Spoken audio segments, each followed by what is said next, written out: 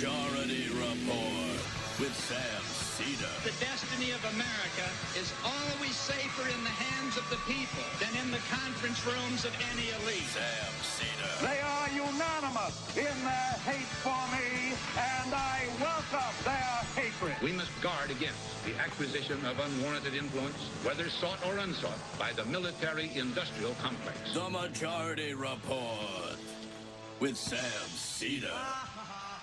Ever get the feeling you've been cheated?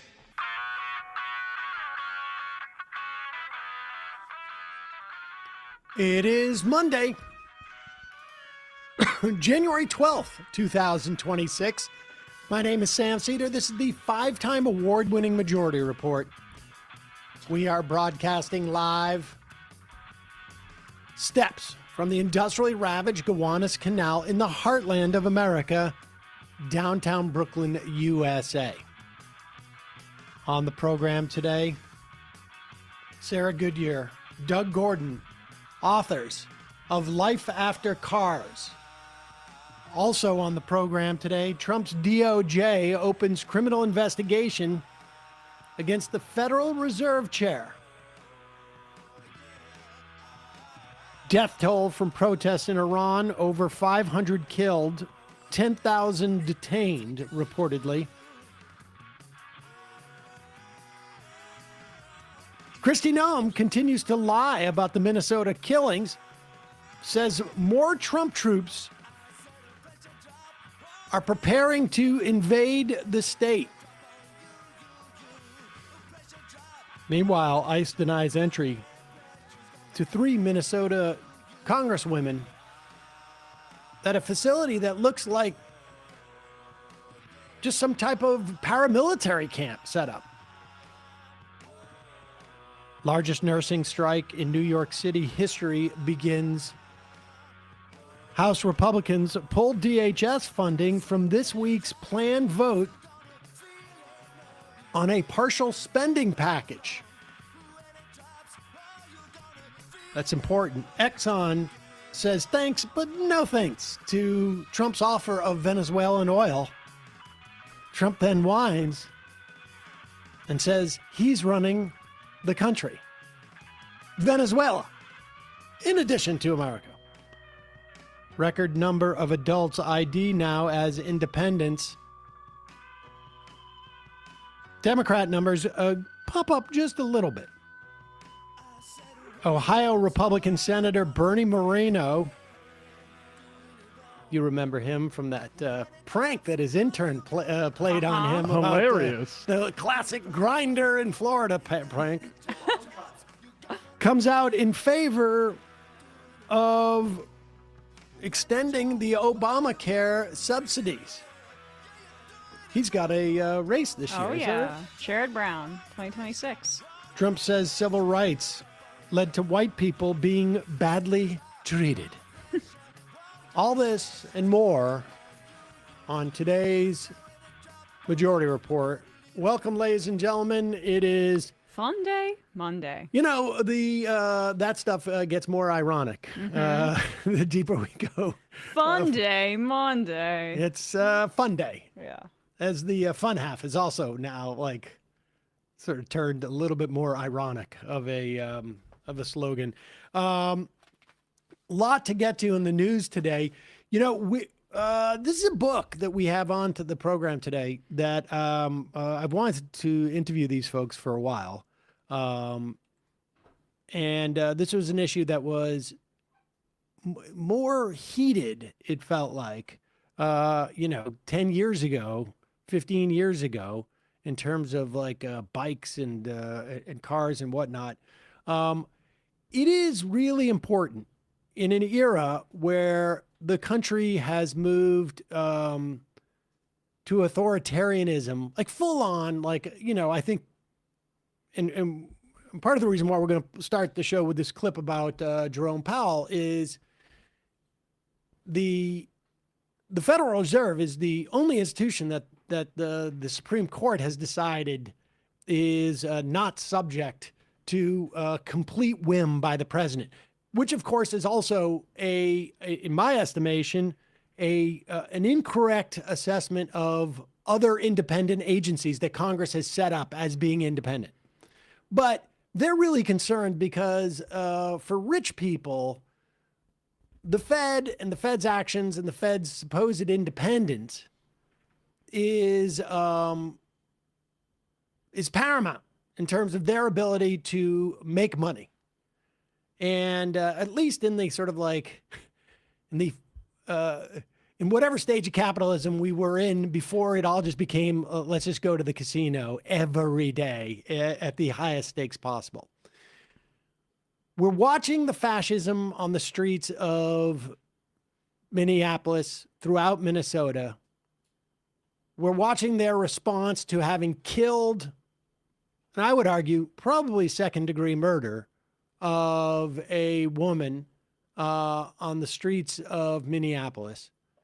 And the response is by these jackbooted thugs, depending on what they could get at the Army-Navy shop that they shop at, is to ramp up their violence, to become more violent. And the other part of that fascism we're seeing now where Trump is using the government. He's tried to prosecute Tish James. He tried to prosecute Comey. He is pardoning all his friends for a certain amount of money. I mean, let's not say friends, friends in the same way that you go to like an open air market and they go, well, I'll give you a break, my friends. Yeah. So this is all part and part of the authoritarianism, the fascism that's happening in this country. And everything that I have read about how to fight this stuff, particularly as it's being rolled out, is for people to maintain a vision of what life can be without this. That this is not a foregone conclusion, that this is not the normal state of being, that you can, it's important to have aspirations and a vision for the future as you fight this stuff. And it can be as banal as like more walkable, more, cities, more public transportation, less detriment to the environment, less social isolation that, a life without cars would bring. And so, we're going to try and sort of like maintain this balance of talking about a vision for the future. And, what Zohran Mamdani, like just even frankly, over the weekend, or was it last week, he proposed 9,000 new public toilets in the city. Oh my God. Yeah. It's like, it's not the sexiest thing. I mean, maybe it's very not sexy, but in the strict sense of the word. But in terms of just like a quality of life, huge. Huge. I've been saying it It since is I lived here. 1,000, but it's huge still. It's 1,000. It feels like 10 Put feels 4 like in there, 9,000. yeah, just anywhere. But the idea of the child care stuff, I mean, it is very important to hold on an aspirational vision and a belief that there can be something different. Like there can be a world where we don't have buffed up paramilitary roaming the streets when they decide to invade a city and attack black and brown people. And then the white people that would dare to even speak up about it. And so this is very important stuff in that regard. Here is the latest assault. Fascistic, authoritarian, whatever of those two words you want to use. I think you can go back and forth. But again, we've seen a rollout, an invasion, over 2,000 paramilitary brown shirts, maybe not technically because they've been so professionalized. Too formal. Too formal. Rolled out in Minneapolis, Minnesota in general. And now back in Washington, we're watching Donald Trump use the DOJ as a weapon. Again, they tried it with James. They tried it with Comey. It didn't work. Now they're going after, and let's be clear. They're going after Jerome Powell. And listen, I have issues with the Federal Reserve. I think they should be more transparent. I think they should be perhaps less independent, structurally speaking. There should be more oversight. But this is not the way to do it, because this is just intimidation tactics. Trump is trying to make Jerome Powell, not only whose term is up in May anyways, but he wants to make sure that he doesn't stick around on the Board of Governors. He wants to make sure that the next chair of the Fed understands that Donald Trump will make your life a miserable hell, if not send you to jail, if you don't do what he says. And what he wants is low interest rates so that he can prime this disastrous economy he has created with the hopes that it will just pop up a little bit before the midterm elections.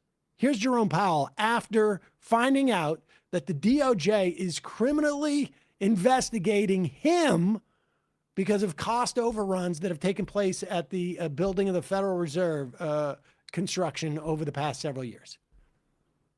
Good evening. On Friday, the Department of Justice served the Federal Reserve with grand jury subpoenas, threatening a criminal indictment related to my testimony before the Senate Banking Committee last June. That testimony concerned in part a multi-year project to renovate historic Federal Reserve office buildings. I have deep respect for the rule of law and for accountability in our democracy. No one, certainly not the chair of the Federal Reserve, is above the law. But this unprecedented action should be seen in the broader context of the administration's threats and ongoing pressure. This new threat is not about my testimony last June or about the renovation of the Federal Reserve buildings. It is not about Congress's oversight role. The Fed, through testimony and other public disclosures, made every effort to keep Congress informed about the renovation project. Those are pretexts. The threat of criminal charges is a consequence of the Federal Reserve setting interest rates based on our best assessment of what will serve the public, rather than following the preferences of the president. This is about whether the Fed will be able to continue to set interest rates based on evidence and economic conditions, or whether instead monetary policy will be directed by political pressure or intimidation. I have served at the Federal Reserve under 4 administrations, Republicans and Democrats alike. In every case, I have carried out my duties without political fear or favor, focused solely on our mandate of price stability and maximum employment. Public service sometimes requires standing firm in the face of threats. I will continue to do the job the Senate confirmed me to do, with integrity and a commitment to serving the American people. Thank you. So now, again, this is not about Jerome Powell as much as it is about Donald Trump, using the Department of Justice as his personal sort of like vengeance tour. Apparently, this is according to Bloomberg, Bill Pulte. That's the guy from the Federal Housing Finance Agency, the director, Bill Pulte. He is the same one who rooted around in mortgage applications to try and get Lisa Cook and also Tish James. But Lisa Cook, who is a sitting governor on the Fed, try and get her fired for cause because of some discrepancy on her mortgage application. We hate those. And Tish James, same thing. Yep. Tish James and the Comey ones, those were thrown out. And the Cook one was also thrown out. This is lawfare that Trump ironically ran against. Apparently, that was lawfare to hold him accountable for, like, say, the coup attempt he did in 2020. So according to Bloomberg, it's Pulte who essentially convinced Trump to another real estate centered attack on his critics. I wonder if this could be coming from the mind of Donald Trump. I wonder where in Trump's imagination he thinks all of this like fraud about real estate. I get the sense that people lie a lot when they're looking for a mortgage. That's just my sense. So why don't you root around that? My guess is nobody ever takes those things seriously, and they'll write anything. Yeah. That's just my guess. My spidey sense is tingling. The other Now, character here's that's in the this thing. is Janine Pirro, by the way. That's her office. That's the one that's rooting around Pulte in goes this. to DOJ, goes to Janine Pirro, who is like, probably sitting there going, sounds good to her. And, but here's the thing.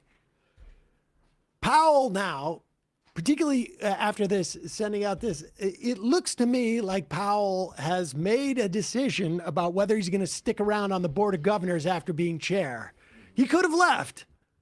I get the sense he may stick around a little bit, but we shall see. In the meantime, we've got a lot to talk about what's going on to the extent that we know in Iran.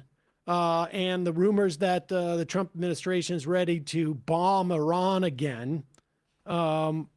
Also, we've got a lot of footage from Minneapolis over the weekend, including the attempt by Congress people to do some oversight of this ICE facility. We will get to that and more.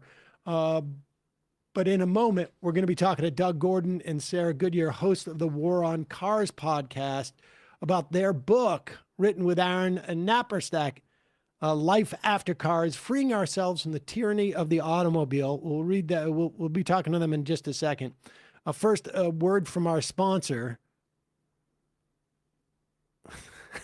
How are you resetting your home for the new year to give yourself a fresh start? I'll tell you what I'm doing. I am basically like putting cardboard on the windows and locking yourself inside and reading up about Meshtastic. But there's another thing. Once you're locked in there, the other thing you might want to do is maybe upgrade your towels and your sheets. I got to say, honestly, I have so much of now, like all of my houseware, particularly after the holidays, because I got I bought PJs as gifts from Cozy Earth.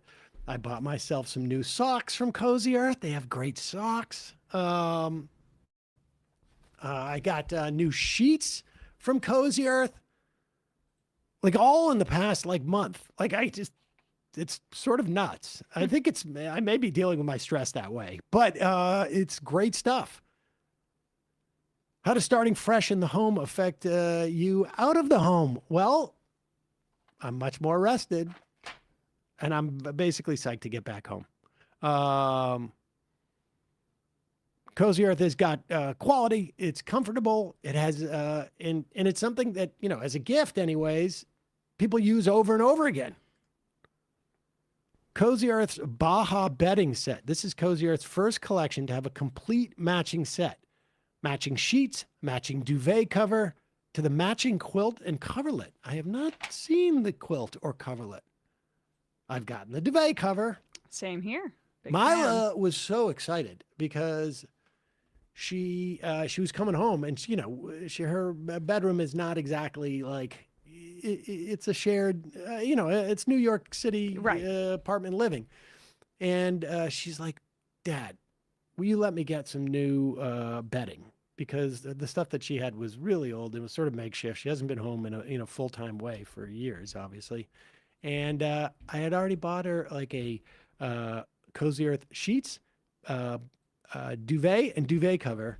And she was like, damn, girl. That's the way she talks now. She was very happy. It's beautiful. She was psyched. And it just makes her feel like, yeah, I'm happy to living have you in home. luxury. Honestly. Great stuff. Plus, luxury bath towels. Indulge in everyday luxury with our Luxe bath towel set. So soft and plush, these towels are crafted with a unique blend of cotton and viscose from bamboo, using innovative zero-twist technology. The result, towels feel like a gentle hug, drying you off quickly and efficiently with an elevated design that ensures they look as good as they feel, offering exceptional softness and absorbency, making them a must-have for your post-shower routine. Cozy Earth purchases are risk-free. They got a 100-night sleep trial. Try them out. If you don't love them, return them hassle-free. They also have a 10-year warranty. Because once you feel this level of comfort, you want it to last a decade. Thanks to Cozy Earth for sponsoring this episode. Start the new year off right. Give your home the luxury it deserves. Make home the best part of life. Head to CozyEarth.com. Use our code Majority Report for up to 20% off. That's CozyEarth.com. Code Majority Report, all one word. And if you get a post-purchase survey, be sure to mention you heard about Cozy Earth from this program. Refresh your routines and comfort. It makes every day feel like a new year. We'll put that link in the podcast and YouTube description. Just a reminder, it's your support that makes this show possible. If you want the free show free of commercials, become a member. Join themajorityreport.com. Join themajorityreport.com. Okay, quick break. Doug Gordon, Sarah Goodyear, host of the Wars on Cars podcast, authors of Life After Cars, Freeing Ourselves from the Tyranny of the Automobile. Be right back.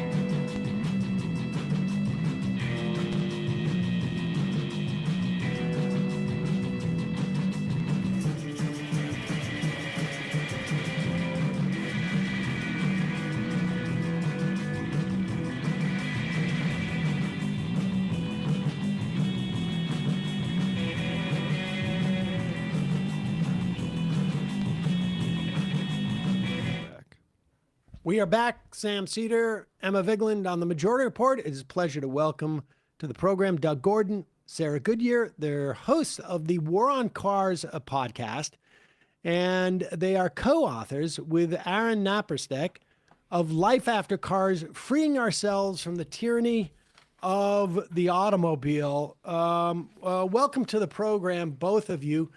Sarah, let's just start with you with the...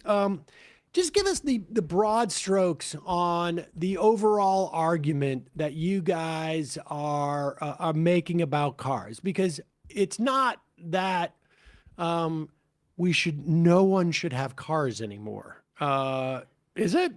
No, it's not that. It is that we have built a society in which owning and operating a car is a requirement for full enfranchisement in the society.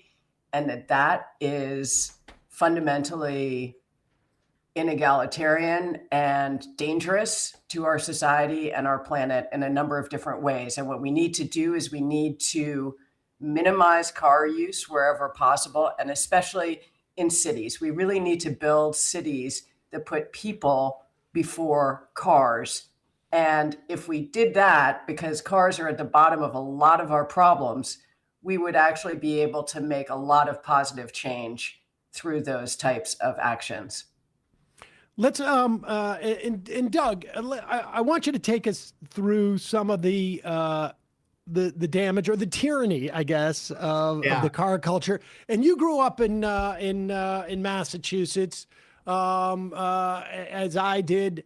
Worcester's a little bit bigger of a city than Andover, but it's still very much, there was not like, there were buses, but there was not that much public transport. I did a lot of bike riding as a kid, but it's very much a car culture.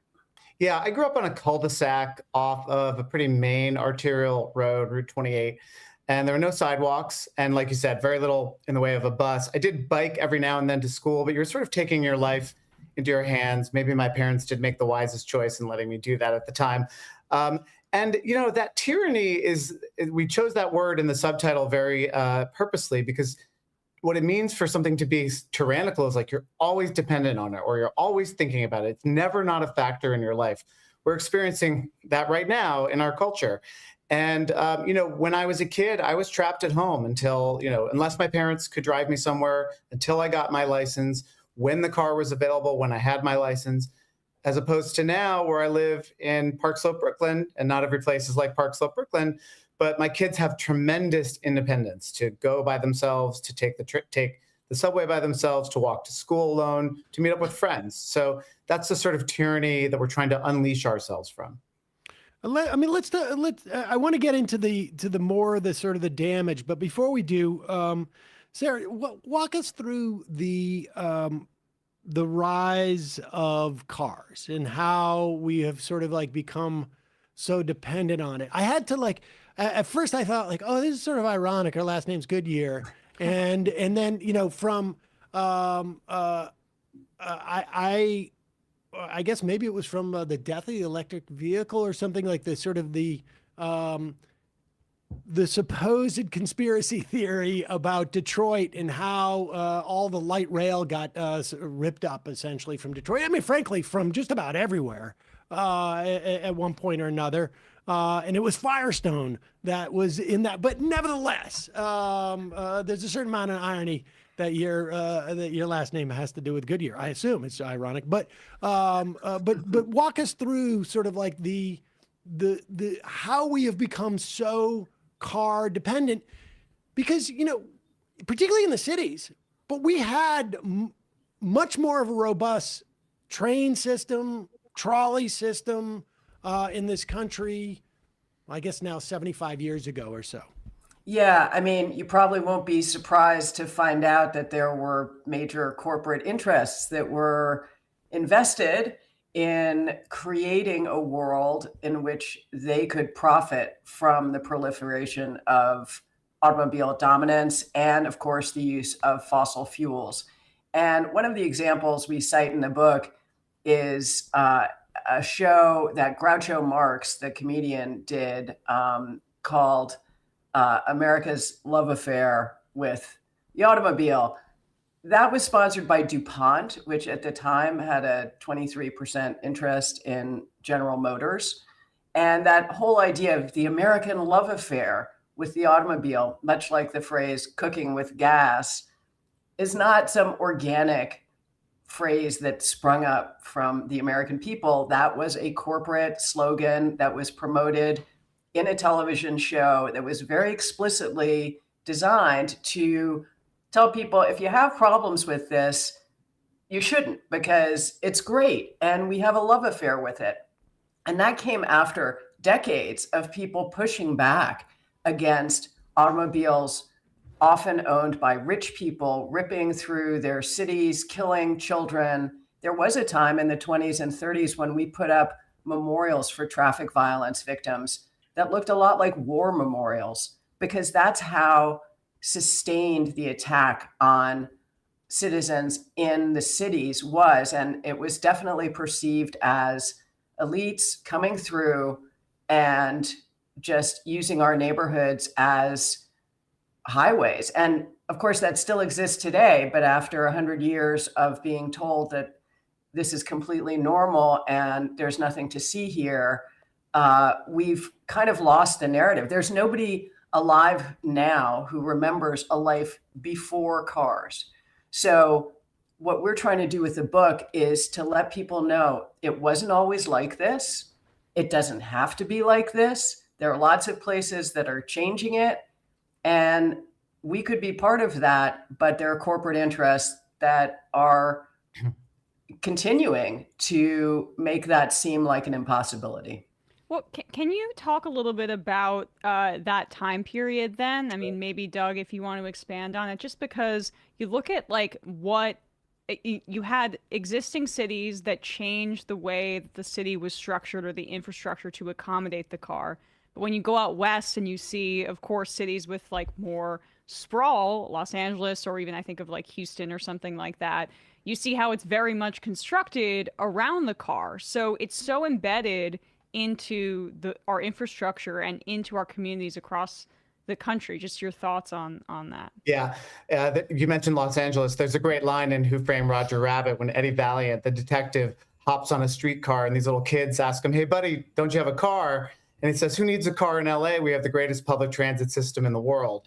But we cite an example in the book. There's a really excellent book that we drew from. It's called Fighting Traffic by the historian Peter Norton, who's at University of Virginia. And he tells the story of 1923 in Cincinnati, where the city had actually gained enough public support, 46,000 signatures in favor of an ordinance to limit the speed of automobiles to 25 miles an hour by a mechanical governor. So your car would not be capable of going faster than 25. And the interests of motordom that Peter Norton calls sort of the road builders, the car clubs, and all the rest really fought back against this. And they sent letters to every registered car owner in the city. They took out ads in the local papers saying that if this went through, it would be equivalent to erecting what they called a Great Wall of China around Cincinnati that, would send drivers and their money and business to Indianapolis and Louisville and other nearby cities. And they fought back. And eventually the ordinance went down overwhelmingly just because of this sort of corporate propaganda lobbying effort that defeated it. And, we talk in the book a little bit about had it succeeded, maybe we'd be living in a world today where speeds were controlled by GPS or other things, smart technology in your car. So that's just one example. Sarah said there were all of these memorials, thousands of people marching in the streets, many of them children. They were called, the parents at the time were called White Star mothers, much like Gold Star families in the military who have lost loved ones in service to the country. There were memorials with the mangled bodies of children. This is in places like Baltimore, Pittsburgh, all over the nation, because it was seen as this urban assault, this monster that was attacking the innocent people of various cities. The New York Times ran a headline, "Nation Roused Against Motor Killings," with the picture of Death, the Grim Reaper, driving a car over the bodies of women and children. So there was just national outrage at, cars weren't necessary back then. So it was seen as an intruder on our cities. Has there been have we sort of come back around to that in terms, because there was an era where, obviously what happens is there's this huge push both from both a cultural level. Groucho Marx, when we say a guy promulgated something on a TV show today, it's like, okay, so 50 people saw it. But back then you're talking a third of the country is literally tuning into this show in the 1950s. There's only 2 or 3 TV shows on at a time, and a third of the country is tuning into this. And so you can really actually impact the culture with a couple of key spokespeople, essentially. And then you have this simultaneous, a lobbying campaign on the local levels to start pulling back on streetcars, on planned trains, et cetera, build more roads. And then we get into sort of almost like a purposeful dependency on the car, even the way that they built the roads in the 50s and 60s and 70s out west, they're so huge. It's the idea of crossing the street is I would never do that. It's really that big. Do you feel like it's come back around on some level? The way that people have organized themselves in some areas has made the car less important. Never mind as a by design, but just simply less needed. I think that there are cities, and New York, where we live, is among them, that have really worked hard to improve transit and to improve public space. But unfortunately, I think what we're seeing is instead, in a lot of places, public transit systems are being actively defunded. And we're being told that we don't have money for public transit, just kind of like we don't have money for education or healthcare. And, I think unfortunately, we're seeing a situation in which precisely because people are more organized and more aware than ever before of the negative effects that cars have on our communities and especially on the environment, the climate movement has been a huge part of this, that the forces that are in power are certainly kind of running scared at this point. So they're doubling down and you're seeing a lot of backlash. But I think that's part of an evolution that's happening because the awareness, I've been covering this as a reporter for 20 years. And let me tell you, it used to be so niche and so I would kind of tell people that I met, in other parts of my life, oh yeah, I report on transportation policy. I wouldn't come out and say I report on the effort to get cars out of our cities because people just weren't open to it. The change has been enormous. And I think a lot of that has to do with the enormous financial burden that car ownership imposes on the people of the United States of America in particular. Cars have gotten more and more and more expensive. Insurance has gotten more and more and more expensive.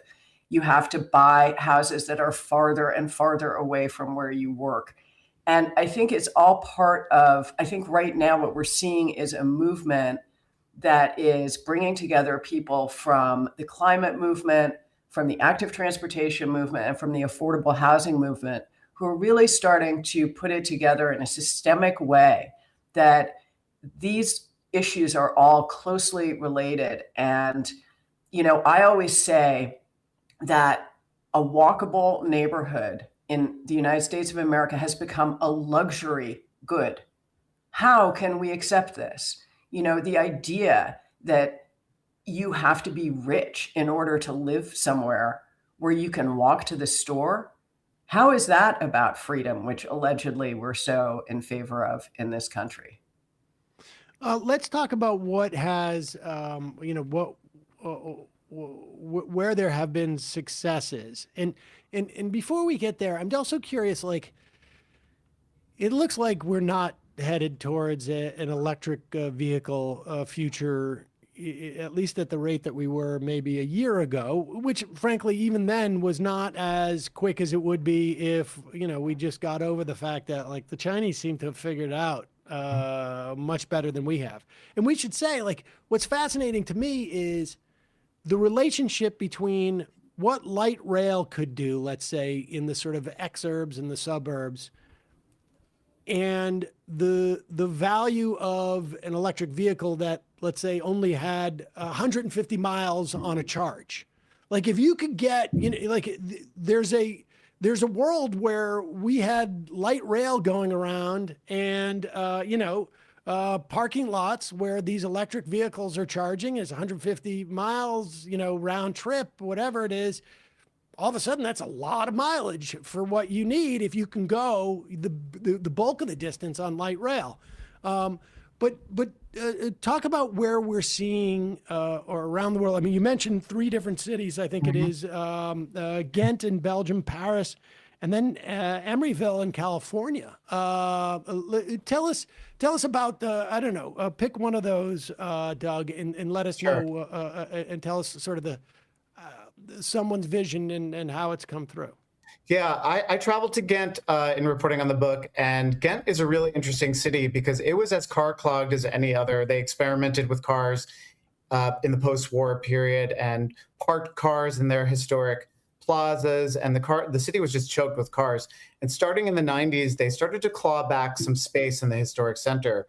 But as time went on into the 2010s, through the economic prosperity of that time, the city was getting more crowded and once again was filling up with cars.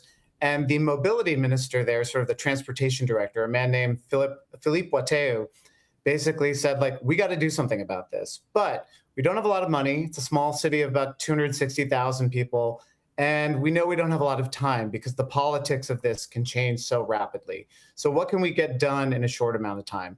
Looked at a few European examples, including Groningen in the Netherlands and Copenhagen in Denmark, and said, we're going to try to do a little bit of what they've done everywhere.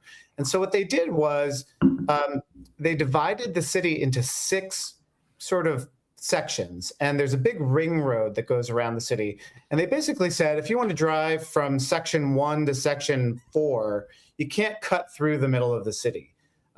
Or if you're just not even doing business in the city, you can't drive through the middle. So what you have to do instead is drive out, around, and back in. And they did that by reversing some of the directions of some of the streets, closing off other streets and making them bus only, pedestrian only, cyclist only, putting up new signs and cameras and things like that. And when they flipped the switch on this plan in 2017, it dramatically increased the amount of people cycling and walking, because suddenly if you have to drive out, around, and back in, and it takes 20 minutes, 30 minutes to do that, you might say, walking or taking the bus or cycling, it's going to be 10 minutes, 5 minutes, 15 minutes. And cycling went way up. Pollution went way down. My favorite experience of that city was it was very quiet, even though there were tons of people wandering about and tons of cyclists going about, because all the cars were creating all the noise. And they had a very ambitious goal of hitting, I forget what the exact mode share was for cyclists by 2030. They hit it within 2 years, because as soon as you just got rid of the cars, everyone felt much safer. And it cost them less than 10 million euros to do it, which, you couldn't repair a highway interchange for less than $10 million. So Ghent is a really good example of how a small city that is not, Paris, it's not New York, it's not London, can do a lot in a short amount of time with a little bit of money. What are the other implications, like economic activity downtown? I guess rents. I mean, I would imagine it starts becoming a more desirable place to live, and maybe it impacts rents. I don't know what Belgium does in terms of I don't housing. know in the case of Ghent how it impacted rents. I do know there's more economic activity downtown. And interestingly, one of the biggest beneficiaries of this program has been drivers, because if you live in the center of the city and you need to drive to your home, if you're an older person who has no other means of getting around, now you don't have all of these people driving through the city, just cutting through on their way from home to work in totally different spaces. And so they have seen travel times from the outer edge of the city to the center of the city go down. It's better for emergency response. Plumbers and other service technicians have found it's easier to make appointments. Very similar to how we're seeing in New York with congestion pricing, where a lot of the early polling is showing that drivers are actually the ones who like it the most. Yeah, and I believe that the Netherlands, famous for its bicycling infrastructure, is the home to the most satisfied drivers in the world. Well, you mentioned New York City, right? And New York copied, I believe, some of the congestion pricing plans in London. And was Tokyo another example? Stockholm, Milan. Sorry? Yes, yeah. Oh, okay. Yeah. So, I mean, but when I think about those places, it's just, New York is also unique in having a very robust public transportation system. Yeah. So part of the problem, I mean, a huge part of the problem, obviously, is that so many of these cities are isolated and not connected to a broader network of transportation, which would require a ton of state and federal investment. Like, how do you take this fight from the municipal level to the federal level? I think there are some cities that it really would work for right now. I mean, of course, with the federal government being what it is and would never approve another congestion pricing program. But, Chicago, San Francisco, Boston, you could easily start there. But yes, you're right. You'd have to really invest in, it's sort of a chicken and egg problem. You'd have to invest in a little bit of transit before you could convince people to get out of their cars. But you need the ridership to justify the transit investments. But there's a lot people could do. I think the Ghent example is a good one. Despite the fact that they have excellent public transportation, like a lot of the benefits we're talking about. I mean, Sam, you were talking about electric vehicle range, of 150 miles or 300 miles. Most people in this country are traveling less than 3 miles. The average trip in this country is less than 3 miles. That's a distance that could be easily covered on an electric bicycle or a standard bicycle if the infrastructure was there and it was a bit safer to do so. So we're not talking about huge, expensive investments that could get the ball rolling just a little bit. Sarah, talk about like how we have gotten to where we are in New York today, because I was an early Streets blog reader. I read quite a bit by Aaron Naparstek, who helped you with this book. Literally when 20 years ago, I remember what was a critical mass taking over the streets with bikes on Tuesday nights, and occasionally would join in on that. And it seems like there's been actually some real progress, but it was, I remember like Anthony Weiner supposedly when he was running for mayor before his problem he had with texting came out, I supposedly said to, I think it was the city head of transport, like, I'm going to rip those bike lanes out of everywhere. That was his I don't think that was apocryphal. I think that was actually a true story. That's true. That's a true story. But yet, like, now we have congestion pricing, and there's this sort of sense of, like, within months, it was clear that, like, it completely addressed all of the those people who are against it. It seems to have been a, like, raging success, and it feels like we're on the brink of, like, it feels like these decisions are more sort of like going downhill in terms of, like, the wind is at the back of these decisions. How did we get there over the course of the past 20 years, particularly, like, going through COVID, where it seems like you would imagine there's less of an interest of, like, being around people when you're sick? Well, we'll get back to COVID in a second, but yeah, I grew up in New York using a bicycle for transportation when that was absolutely a foolhardy thing to do, considering what the lack of infrastructure was at that time. So I was always skeptical that New York could make these changes. And then during the Bloomberg administration, which I have a lot of issues with the Bloomberg administration, don't get me wrong, but one of the great things that he did was he appointed Jeanette Sadik-Khan as his commissioner of Department of Transportation. And then he allowed her to do what she knew was the right thing to do, which was to start to take public space back for New Yorkers from automobiles, most visibly in Times Square, in a pilot program that later became permanent, and in the bike lane network, and the planning for a rollout of these things that was going to take years. There was a lot of positive action that happened under Bloomberg. We got City Bike, all sorts of great things happen. And I saw my city that I never thought would have these amenities and these safety measures for cyclists in place suddenly became a national and even an international model for that. But then under the de Blasio administration, things slowed down a little bit. And then under the Adams administration, things came to a crushing halt. And indeed, we were backsliding. And one of the main scandals that the Adams administration was involved in was over the McGinnis bike lane and the McGinnis Boulevard redesign, which was in response to fatalities in the region. And there was, it seems to be, corruption involved in rolling with those Eric things Adams? back. Oh, yeah. Shocking, Surprise, right? Shocker, I know. So, but what we've seen, what was so inspiring about Mayor Mamdani's campaign was that he made public transportation, buses in particular, the most maligned, most stigmatized form of transportation in this country.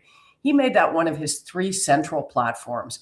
And by doing so, he said, I believe that bus riders and all transit riders and all people who don't use cars in this city are worthy of the same dignity and respect and accommodation that people who drive cars are. People who drive cars are not worth more than people who take the bus. And that was the message of Fast and Free buses for me. And it is resonating around the country, I'm going to say. As we go around the country touring this book, what we hear from people is just a real excitement about the idea that human beings are going to be put at the center of city planning. And so we saw the mayor in the first week of his administration go and address a piece of infrastructure that was notorious here in New York, the Williamsburg bike bump, the bike lane coming off the Williamsburg Bridge, which it does into a very dangerous area. And it had this crazy bump that you had to fly over to get off the bike lane. Well, the mayor was there with a shovel and he did something about that. He needs to still work on the NYPD and their ticketing in that area, but there's going to be a comprehensive redesign of that, of Delancey Street and that whole area. And this is all stuff that could have been happening under Mayor Adams, but he didn't care about it. 34th Street busway, let's get it going. And you're right, it is downhill because this mayor gets it. This mayor travels around the city using a bicycle, using the subway, using the bus. And not only that, he believes in and respects and honors and sees as his constituents the people who ride public transportation.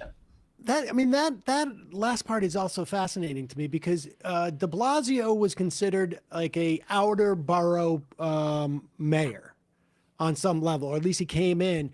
But that at that time, it was about people who were commuting, but there was a car flavor to it.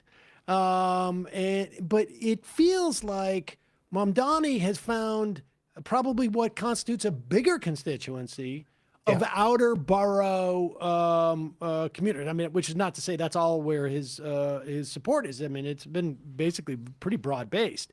But speaking to that constituency that like commutes into the city, but does so like by public transport, which, you know, once you get out into the outer boroughs, it's probably a bus and then a train. You know, you're going to have to switch.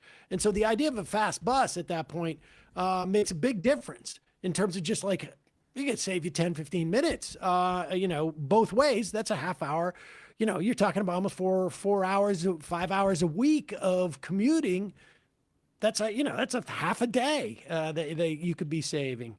How much does a change in ideology implicate this particular issue, which in and of itself is not necessarily ideological? Yeah, you know, so much of it comes down to political leadership. And, you know, as much as we really are all about bottom-up organizing and really having that movement there, you have that movement has to keep working so that when you have someone like a Mamdani ready to be the strong, sort of benevolent executive, that they're ready to go. You know, Ghent, it was Philippe Boiteo and the mayor above him who said, let's do it. In Emeryville, California, we talk about the former mayor, John Bauters, who said, like, no, I was elected to do something like this, and I'm going to do this. Ante Hidalgo in Paris, same thing. She ran on a platform of expanding bikes and public space and was reelected and said, this is what we promised to do during the campaign, and this is what we're going to deliver on. The referendum was the election. And I think sometimes, you know, we have the election and then we have the fighting over the implementation of the programs. And I think with Mamdani, you're going to see him saying, you know, I ran on this. I ran on making the bus fast and free. The free part's going to be challenging to deliver, but I think the fast part will be a lot simpler than most people think. It's largely just get the cars out of the way, you know, build bus lanes, give them dedicated signal priority where they can get through intersections. But yeah, you know, this should be a nonpartisan issue.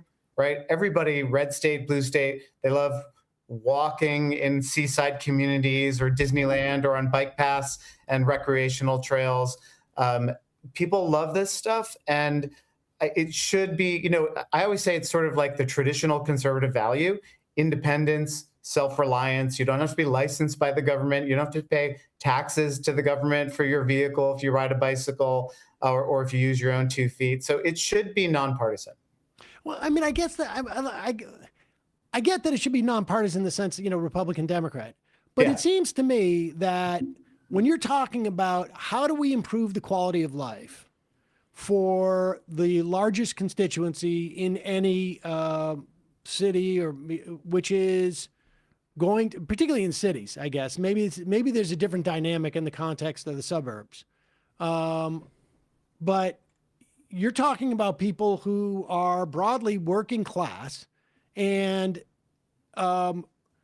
you can make things more accessible and easier and literally just like better in some ways, with almost like with taking away rather than having to add in some ways. I mean, obviously you need to sort of replace, you need to have, but that to me seems ideological. And the reason why Mamdani is coming in and doing this stuff is because that was built in to his ideological movement that was built in there. I mean, how do you deal with it in the context of the suburbs where often it's the reverse? Like light rail, okay, it's gonna, you know, it might make my commute into the city easier, but my neighbors, I may not like my neighbors now because they have the ability to get into the city. Well, I mean, this is the thing. You have to ask yourself why somebody like Sean Duffy, the current, Secretary of Transportation under this administration, spends so much time demonizing public transportation and saying how terrifying and dangerous it is, when, of course, 40,000 Americans die in car crashes every year. And that's the real danger. Why is it that he's focusing on these things? I really do think that it's a fundamentally anti-urban hostility that actually is traced. You can trace it back to Thomas Jefferson, who thought that cities were pestilential and that they had absolutely that they were sort of a place where sin and so forth would flourish. There's a fundamentally anti-urban strain in American politics that goes all the way back. And I think that's what we're seeing here. And I think, frankly, it's a big part of what we're seeing happening in the last couple of weeks in Minneapolis, before that in Chicago, and before that in Los Angeles and all these other cities. The idea that cities are a robust and, pluralistic place where people are free to be themselves and free to express themselves is fundamentally threatening to a fascist regime, right? And so you often see cities getting targeted. And I do think that the sustained... It's racialized too, right? It's absolutely racialized. From coming out of Atlanta, I think it was Atlanta, where they're not going to build the football stadium, or they're not going to have a light rail to the football stadium because they don't want, people from the transit system there had been talks to expand it way back 20, 30 years ago. And the fear was it was going to bring, the wrong people, all kind of code words, to those places. So the racial component of it is woven right in. Right. And that goes back to the beginning, right? That goes back to the interstate highway system, because don't forget that the way the interstate highway system was constructed was not just, a poor use of resources in terms of creating sprawl development, but it was also aimed at the cities. It destroyed cities quite physically. And we were just in Houston. They're widening the freeway there. You've got 22, 24 lane freeways, and they're still playing, let's add another lane for $10 billion or $40 billion. So, the communities that are being impacted, guess what, are the exact same Black and brown communities that were targeted back in the 1950s, 60s, and 70s. So, it's a fundamentally anti-urban movement. Well, Sam, I think also the thing about the suburbs too is, I grew up, like we were mentioning, Andover, Massachusetts, and there was a little girl who was killed there in the downtown by a truck, because it is a main road through the town. And her parents sprung into action, and they have done a lot to make Andover a lot safer by saying, we should have shorter crosswalks and safer places for people to walk, and sidewalks where none existed before. So, people move to the suburbs, right? A lot of times, not just because of affordability or whatever, but because they imagine it's safer for them and their kids. And like Sarah was saying, but yet all of these people die in crashes. So I think there is an argument. Yes, it's going to be hard to get light rail to and from cities and suburbs and really connect these places. But if we can make downtowns, sort of traditional American downtowns, I'm sort of using quotes around that, safer, I think that will be better for everyone for those short trips.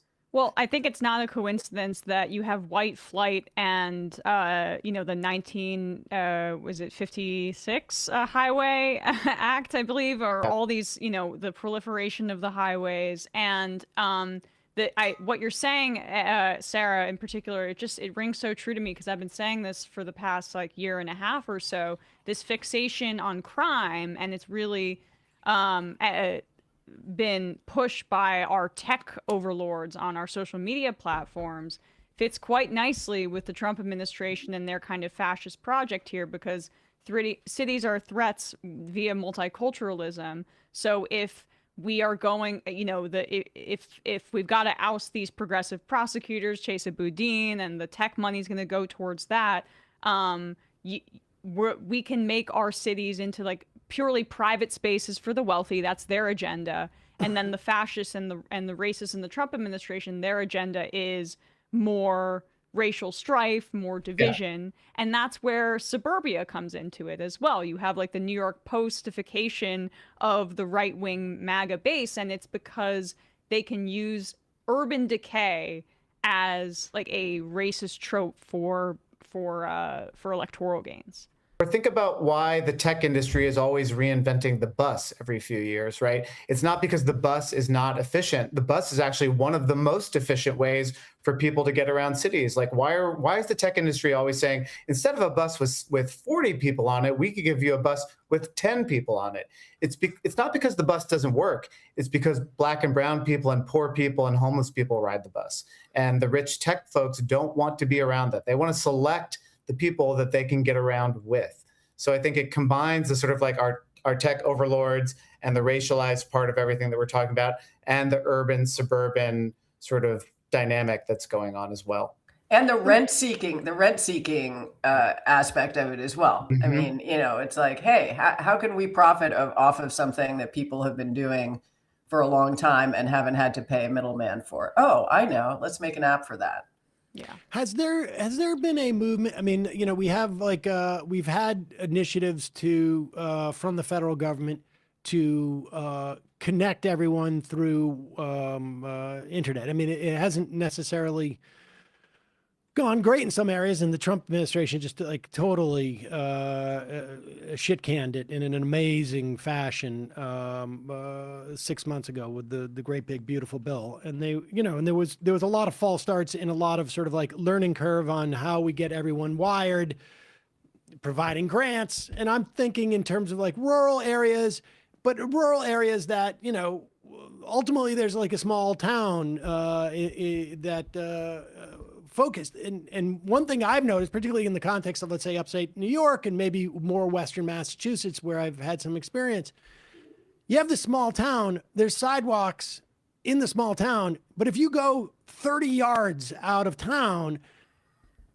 like you can't get there except for a car. Like you've got to either walk in the woods. You can't ride your bike unless you are really, it takes a lot of guts. You need to have a big flag on their back and hope that, these cars, because it's 55 miles an hour until you're like 150 yards from the town. And then has there ever been any type of, and is it even worth it, I guess, from a federal perspective, to sort of say like, we're going to do an initiative where you need to put a bike path / sidewalk. I don't know if you have like, an area where there's more than 750 people living in a, a 2 mile square area, then you need to have a certain amount of like bike path or sidewalk leading into that area. Has there ever been an initiative like that? Is it worth it?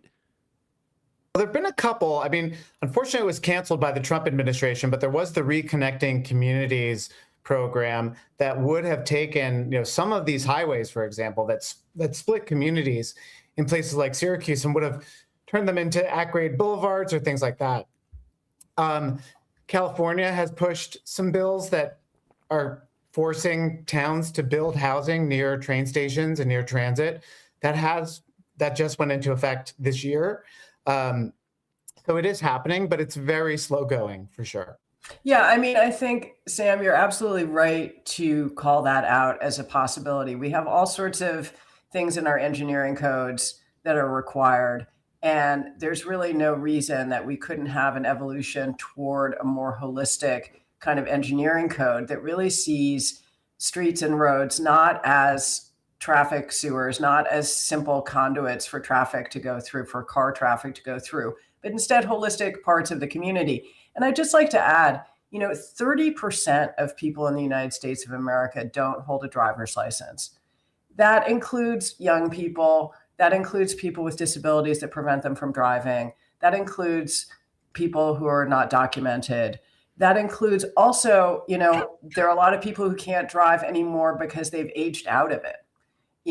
And frankly, there probably are people who have licenses that shouldn't have them. Right. But the complete erasure of 30% of the people in this country and saying, you don't deserve anything except, well, if you're lucky, you'll have a taxi service or a ride hail service or an autonomous taxi that you'll be able to afford the huge costs that are going straight to venture capital, that then maybe you'll be able to move about your community safely and access the resources that are there in terms of employment and education, healthcare, and all the rest. But fundamentally, we need to rethink these things, and there has been rethinking going on. And I think it's important for people who care about these issues to remember this is a very long arc that we're in. This is, as I said, it predates living memory. And so right there, you're starting at a disadvantage because you have to help people imagine what things could be like by showing them examples and taking them places where they can see those examples in action. And, yes, right now we are under an administration that is actively working against these values that we espouse and that many others do as well. But that's true of everything about this administration. So it's not time to lie down right now. Right now is the time to keep fighting. And I think that people around the country, again, we've been in cities from Portland, Oregon to Houston, Texas, and Providence, Rhode Island. And every city that we go to has really active advocacy groups who are fighting hard. And not only that, there are elected officials who are coming and appearing with us on stage at our shows and showing that they really understand these issues. City council members, state senators. There is a whole new generation of politicians coming up that gets this. And so as we fight our way out of the situation that we're in, we have to be prepared when we do get out of this situation, and I believe that we will and we must, that we are ready to take advantage of the new generation of leadership and the new generation of voters who actually really get this, because a lot of younger people get it and they don't want to live like this anymore. Sarah Goodyear, Doug Gordon. The book is Life After Cars, Freeing Ourselves from the Tyranny of the Automobile. We'll also link to your podcast, A War on Cars. Thanks so much for your time today. Really appreciate it. Thanks, Emma. Thanks, Sam. Thanks for having us. All right, folks. I'm going to head into the fun half of the program. Quotes, right? Mm-hmm. And we will have some fun.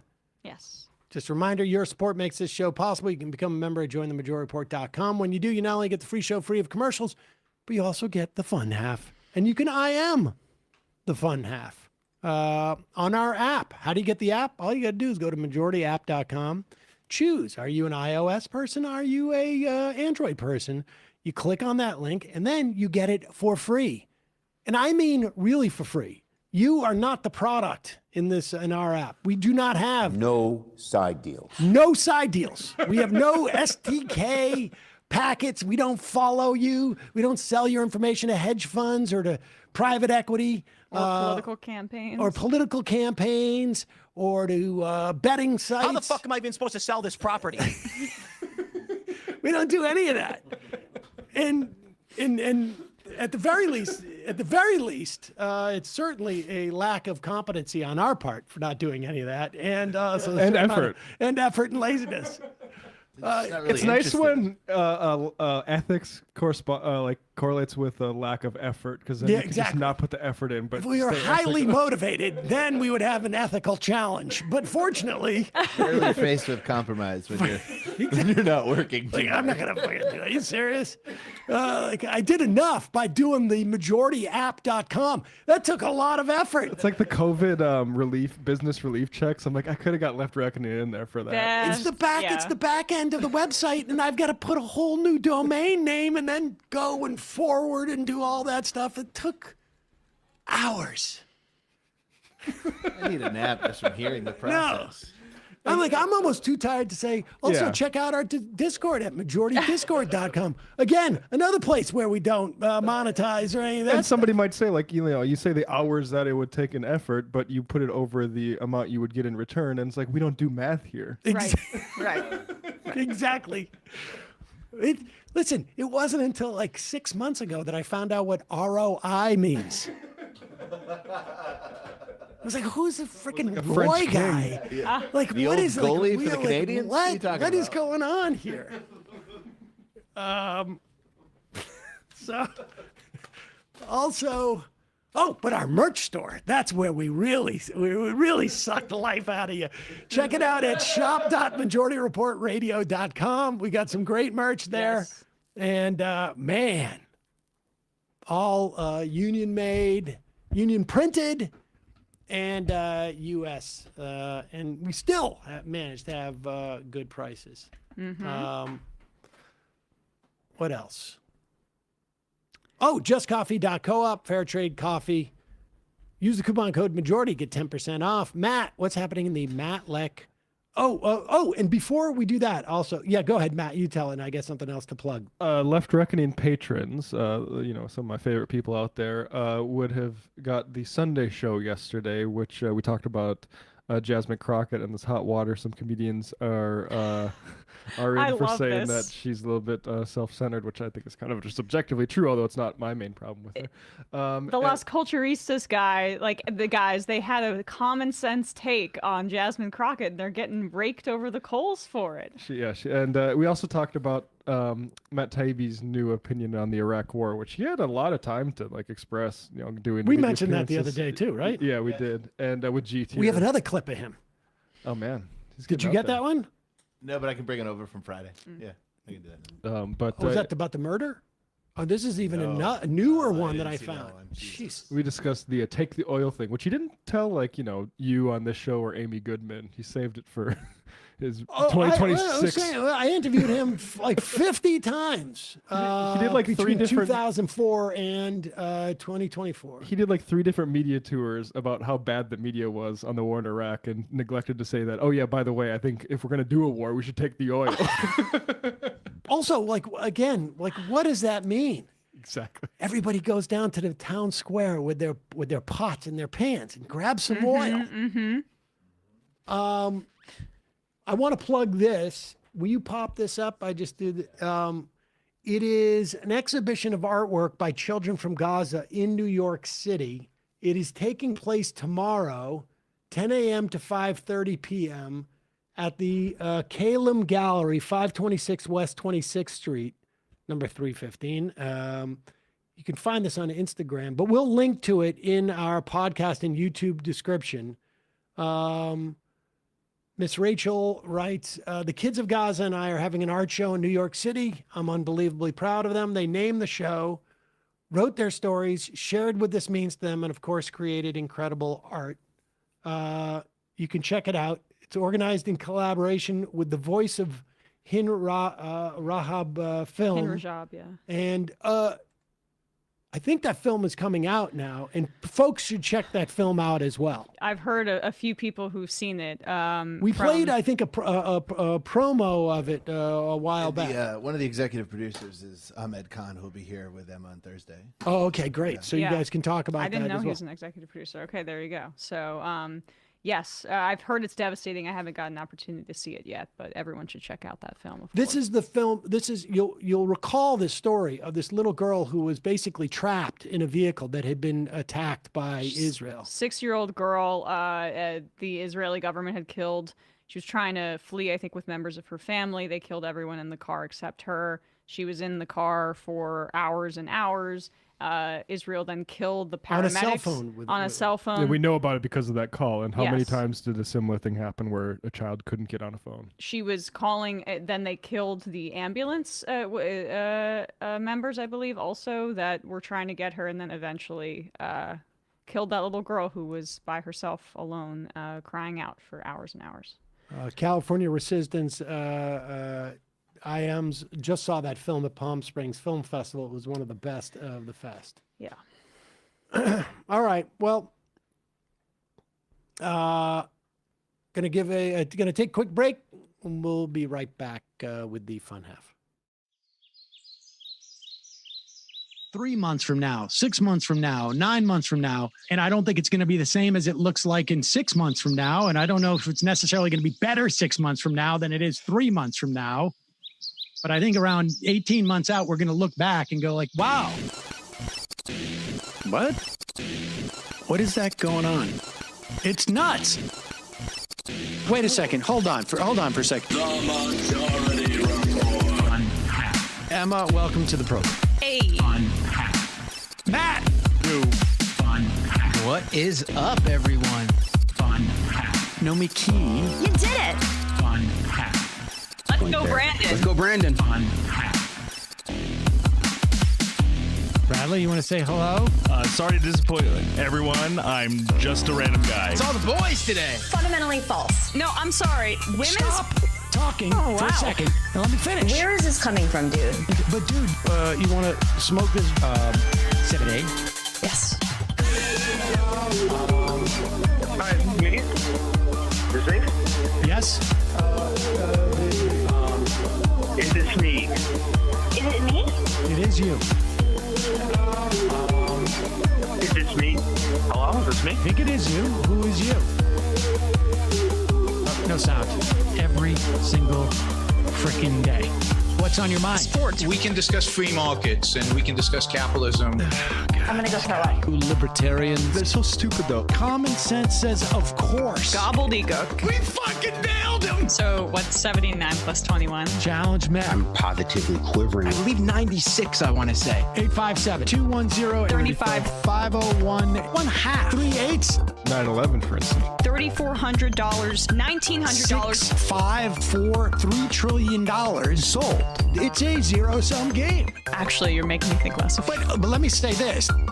Poop. You can call it satire. Sam goes, it's satire. On top of it all, Yeah. my favorite part about you is just like every day, all day, like everything you do. Without a doubt. Hey, buddy, we see you. All right, folks. It's just the week being weeded out, obviously. Yeah, sun's out, guns out. I don't know. But you should know. People just don't like to entertain ideas anymore. I have a question. Who cares? Our chat is enabled, folks. I love it. I do love that. Look, gotta jump. Gotta be quick. I gotta jump. I'm losing it, bro. 2 o'clock. We're already late, and the guy's being a dick. So screw him. Sent to a gulag? Outrageous. Like, what is wrong with you? Love you, bye. Love you. Bye-bye.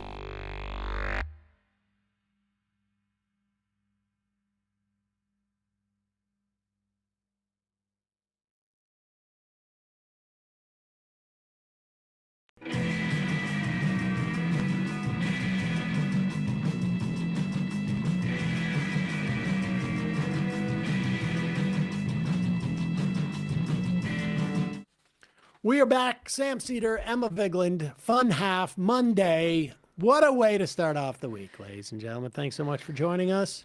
Yes. Shay says, also, the Fun Half intro is the only intro out of the shows that I watch that I don't skip over. There you go. And we didn't even make that. Yeah, exactly. It was, which one was it that we played today? The newest one. We should probably have the name of the people. It's not, I don't know. We won't be able to know. Was it Bullprog or Danarchy? Or? It says newer version. Yeah, we should probably cite those by the who makes them. Do we have a longer version of this clip, or is this the clip that I put in? This is the full TikTok one, yeah. This is the full TikTok one. No, I don't think it's the full. It's not the full one. No, we didn't find that longer one. There's a longer. I retweeted it, and it's by Halal Flow. There are what's going on in Minnesota right now. At least 2,000 ICE agents have come in there. I've gotten reports from people that they're coming as far as from Oregon, driving across country, getting into that space. Emma put it into the link. They are assaulting people at gas stations. They're assaulting, instead of, you would think the response would be like, we've got to just chill out a little bit. They are going harder. They are looking to intimidate people. it looked like they knocked this one guy unconscious that they pulled out of his vehicle at a gas station. And from what I could tell, from the video, this person they were accusing of videotaping or something like that. It's not even clear that this person was a target for, their fascistic so-called immigration enforcement. There's footage coming out of a ton of footage coming out. A lot of it, Bovino can be seen in these things. We've got one clip where I just want to pin a medal on this guy who's just screaming at Bovino as he leaves a Target bathroom, et cetera, et cetera. This woman also deserves a medal. Is this the longer version? Yep. Now, this is really long, so we're going to probably skip through parts of it, but I've watched this whole thing. What happens is this. A woman and her... I assume her partner is in the house.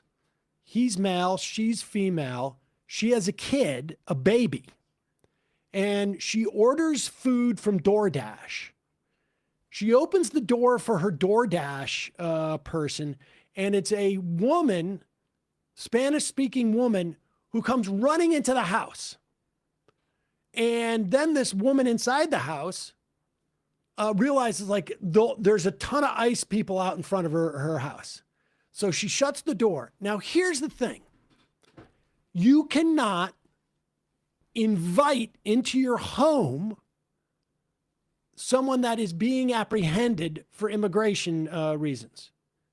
However, if they come onto your property without your invitation, you are not obligated and therefore not accountable, or I should say the reverse. You're not accountable to harboring them at that point. It's a little bit of a gray area here for this woman. And you're not obligated to tell them to go.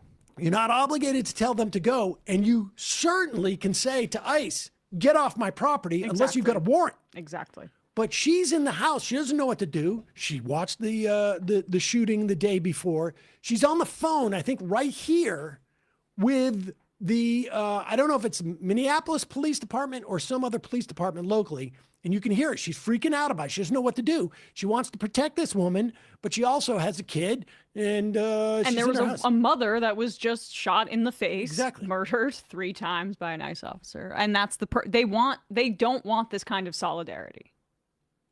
Then they're gonna break the door down. That's fine, but I don't want to open the door if they don't have a warrant, because this was my DoorDash lady. I don't even know the lady. She just ran to my house. All right. I have a baby here. I really don't know what to do. I'll open the door if the police, say that I have to open the door, but I don't know what to do. This lady just was shot yesterday. Now I ordered fucking food and there's people outside my fucking house. Cheyenne, I'm on my way, okay? All right. What do I do? What do I do? What do I do? I'm so scared. James, come downstairs. Cheyenne. What? Okay, so she's downstairs. Let's skip ahead. She basically asked the woman to come up. She feels horrible. She doesn't want to force the woman out into the street, but she feels horrible because she does call the police department, and supposedly the police department said you gotta kick her out. All right, so here's that. They come up to her door. Right, here we go. I don't think the police are gonna do anything because I don't know what to do. I'm just waiting for the warrant. I don't know what to do, man. This is scary. Can I just get a warrant? I just want a warrant, man. I got my child in here. This shit happened yesterday, and If you give it to us, nothing happens. If we wait, it's gonna get worse. Our SWAT team's gonna come. We have an active warrant for this person. Why do you make it worse? We don't want to deal with nothing with you. Do you have your ID? She said she has her ID on her. We saw her. She's a delivery woman. I don't give a goddamn if she's not documented. This whole thing is a fucking joke. This entire last year, the entire campaign, and people saying, oh, I just wanted to get. What if it's just about the criminals? No, it was always gonna be about this, and this is absurd. He called her a fugitive.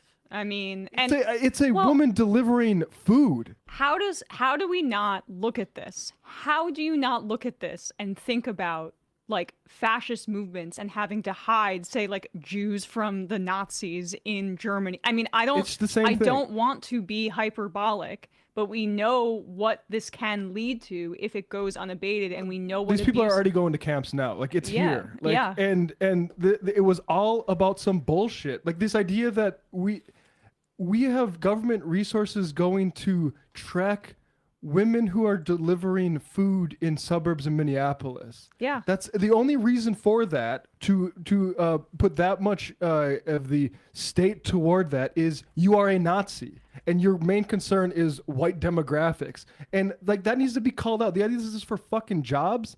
God. Well, All right, skip this to 550. And go ahead and just briefly, just to say, like, they are borrowing, I think, from the Nazis specifically. Like, even with the stripping Jews of through Nuremberg laws of citizenship and stuff like that to remove their legal protections. This is in many ways exploiting those same very systems to target an other so that we can distract from the policies, or not. It's a part of the policies. It's not a distraction. It's other than like actually materially benefiting people. It's the immigrants' fault.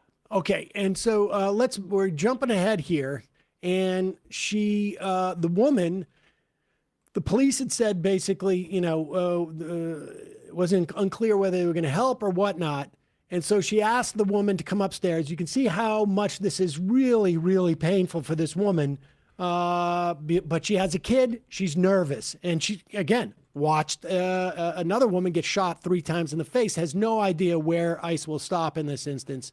All right, so pick it up from here. You need to come with me. Come on. I have family. I'm sorry. Come on. You need to come with me, ma'am. Come There's on. nothing we can do. Come on. There's nothing Come on. we can do. Come on. Just come on. Ma'am, I am so sorry. I don't want to do this. Come on. Come on. Oh my God. I don't know what to do. I'm Native American. This is against everything I stand for. What the fuck do I do, man?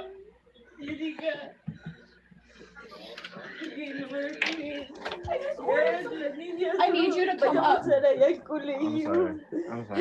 need you. sorry. Come on. I can't.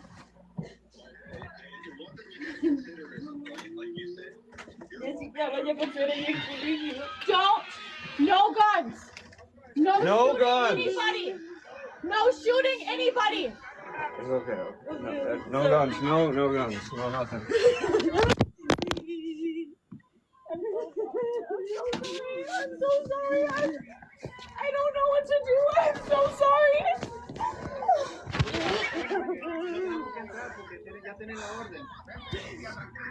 I have TikTok followers. I have this going on my TikTok. I have 11,000 followers. I will let everybody. What is your name? What is your name? What is your name? Let me see. What's your name? Okay, ma'am. The police said I have to let you go. Ma'am. I don't know what to do. No, They won't hear you. They won't hear you. Pause it for a moment. Now, what's starting to happen here? She's at the front door. The police have said you got to let her go. She doesn't want to do that, but she's torn because she needs to protect her child. Really, what the police should have done is stay in your house. Do not open the doors. We will be there shortly, because the law is whoever these people are, if they are actually have any authority to come onto your property to grab another individual, they need to have a warrant signed by a judge that specifically says who they're there for. They can't come onto some rando's property, search around for someone they think is there, or even someone that they know is there, but they don't know who that person is. And so they need to have a written warrant signed by a judge. And what's going to be amazing here is, and it's unclear to me exactly what, like at one point, the woman makes the decision like she's going to stand firm. And I think part of it is because you start to see neighbors come out and start to surround, not that many, but start to surround the ICE. And ICE knows, they know what they're doing is illegal. They know that all they can do is ask and cajole to get onto that property in terms of legally. If you say okay, then they can come on. But if you're saying no, and there's enough people around in that instance, then they get intimidated. Go ahead. How could you do this to your own fucking people? That's insane. I don't fucking care. Y'all didn't have no fucking warrant. Just give her some time. Just give her some fucking time. Y'all just shot someone in Minnesota. I ordered DoorDash. My fucking DoorDash. Are you fucking kidding me? I'm Native American. Get the fuck off my yard until she comes that way.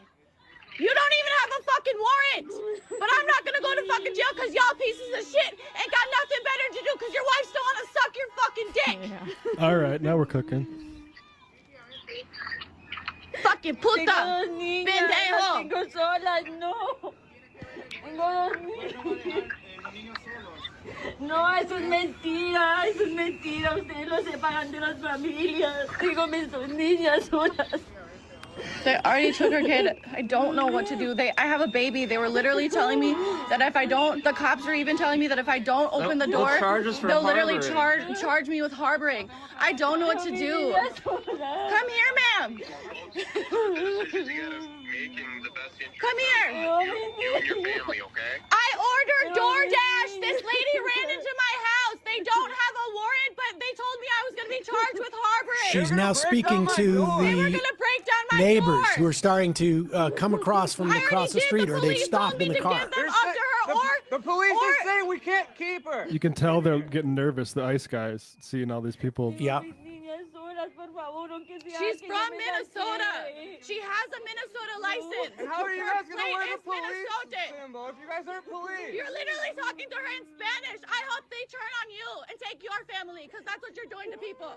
Get him. You're separating family. They took her kid. Oh. I don't know what to do. My baby's inside. I did call the police. The police told me that are gonna help they told us that we have to open the door. We have two or options: get charged with harboring or fucking release her. Fry needs to get his cops under control with that. Like, Yeah. why are they not saying we'll send somebody there to make sure that nothing happens unless there's a warrant? I mean, I don't, just to be fair, we don't know exactly where the location is. So we don't know which police department it is. But whatever police department it is, they should be saying, we're going to come and we're going to adjudicate this. Yep. And we know what the laws are. And if this person just ran in there. Now, would that prevent ICE necessarily from coming and grabbing that person and arresting this mother? And then you go to trial and then you adjudicate whether, what she did constituted harboring versus just like she just ran in here. But it sounds like from the scenario that she, DoorDash person, it's not like she just comes running in and you're like, what's going on? Then you look out and see there's ICE there. I mean, I think just even that sequence, you see ICE after the woman has run into your house, right?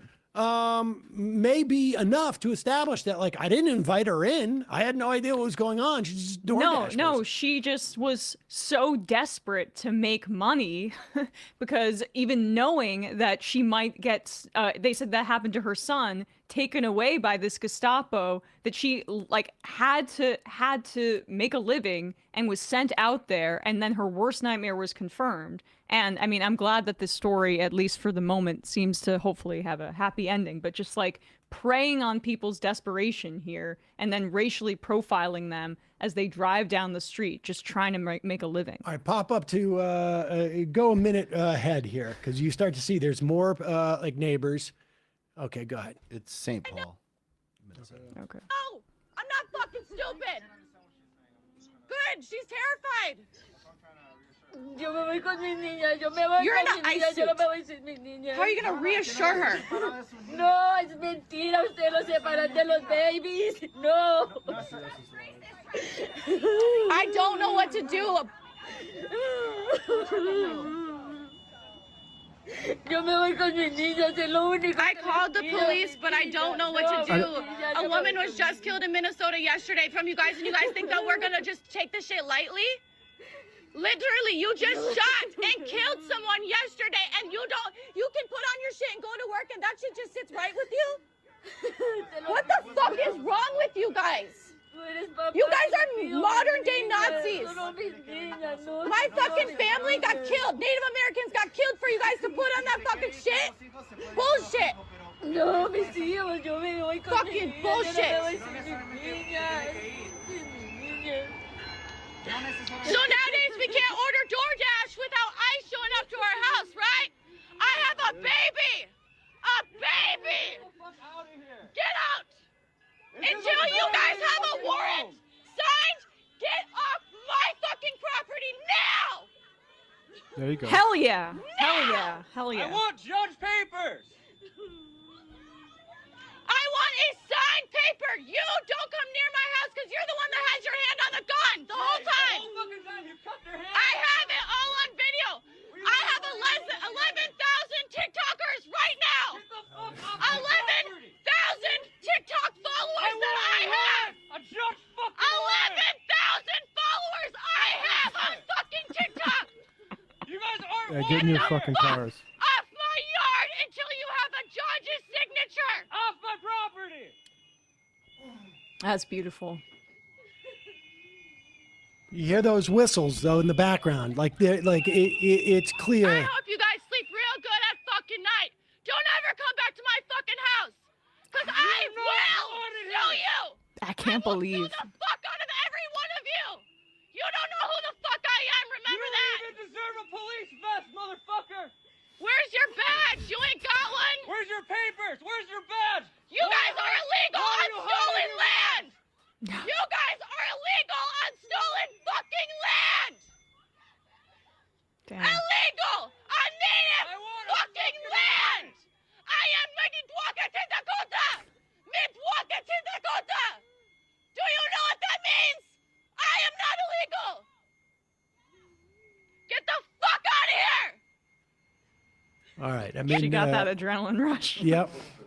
Oh man, I just Awesome. when you hear like you point out the whistles, it's like this this hum beneath the video almost, and the fact that this is happening in this country is, I mean, it's like out of a movie. Yep. I mean, that you have to alert your neighbors like this. It's like it's good job, but And the DoorDash, I mean, my Spanish is not particularly good, but somebody, I could make out Los Niños. And mentiras is lies. And the woman apparently kept repeating that she can't leave her young daughters alone. And that ICE thug was trying to tell her, like, don't worry, which of course is a total lie. I mean, that's, guys Mentiras. just sitting there lying. I mean, just Mentiras is what she horrible. and you see in real time, as you were saying, Sam, like how she gets emboldened and more brave because of the community solidarity around 100%. her. So like there's like She realizes, like, I mean, it's instructive, this video. Like who she, right? Like we are all a whole bunch of different people, and in that house, she's thinking, "I'm a mother. Yep. I have a baby in here, and I'm being put in this horrible, horrible position." Goes outside, all of a sudden realizes, like, I'm a mother, and I'm also a member of this community, and they have my back, and that's when the tide turned. In that. It's unbelievable. Yeah. Best use of 11,000 TikTok followers I know. I've seen. While we're in Minnesota, can we do 10 just because I want to alert people to this? The Ilhan tweeted out? Oh, yes. Representative Ilhan Omar. Also, do we have footage of them coming to the ICE facility? Did we you can see find it. Yeah. Okay. But Representative Ilhan Omar posted this video. I'd seen this circulated, and I don't know exactly what happened here, but we know that there have been many reports, or a trickle of reports, I should say, but I would guess that this is just the tip of the iceberg, of sexual abuse at ICE facilities by guards, by ICE agents. I mean, there is like, you just hear these horror stories that don't get the headlines that they would normally. But just a few days ago, there was an article in the Washington Post about how the Trump administration is jailing migrant teens in Pennsylvania in a facility that's known to abuse children, both physically and sexually, and has had a repeat problem with doing so. And then you hear stories about how there was this woman that was coerced into a sexual relationship with a guard at a nice facility because he would bring her photos of her child. That was one of the things that he was trading for sex, which is obviously non-consensual. And then you see something like this. Ilhan Omar tweeted this out. Minnesota Ice Watch got this footage outside of the Brooklyn Center in Minnesota. And you see this ICE agent who slips and falls, as they seem to be doing a lot of in Minnesota. And then, but you see that he's leading a woman into a porta potty. The official explanation for this is apparently that he's helping her take her cuffs off, which I just suggest the idea that this is happening on a large scale anytime one of these women detained needs to use the bathroom is just inviting abuse, even if there wasn't in this case. Do you remember that footage we played at the end of maybe the last show of the year of that granola bar plant in upstate New York where they broke into the women's bathroom? Yeah. And you saw on the footage that was taken that they were refusing to like leave as she was on the toilet. So just to give people a sense of like that this is sexual abuse is happening.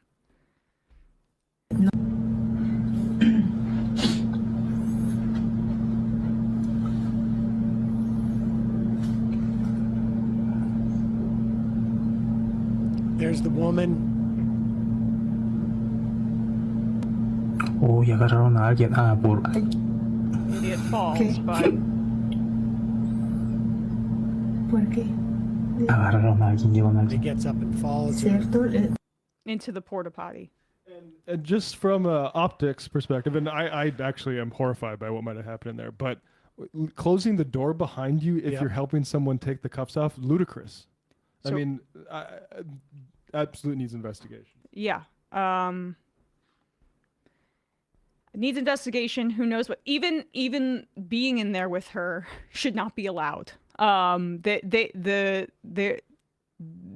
should have. I mean, at the very least, some sort of like process to. I mean, I don't even know what I'm saying. The idea that they're doing any type of protocols here is also absurd. Like, there's no protocols associated with any of this. They're completely freelancing on everything they're doing. Here is. Let's go to clip number 5. This is January 11th. So understand, this is in response to an ICE agent firing at least 3 shots into someone's face. At least 2 of which I think indisputably, I would also argue the first. But even if you want to be someone who wants to try and find, the guy has absolutely no danger whatsoever. Like, it's physically impossible for the car to hit him when he fires shots 2 and 3. Killing a mother.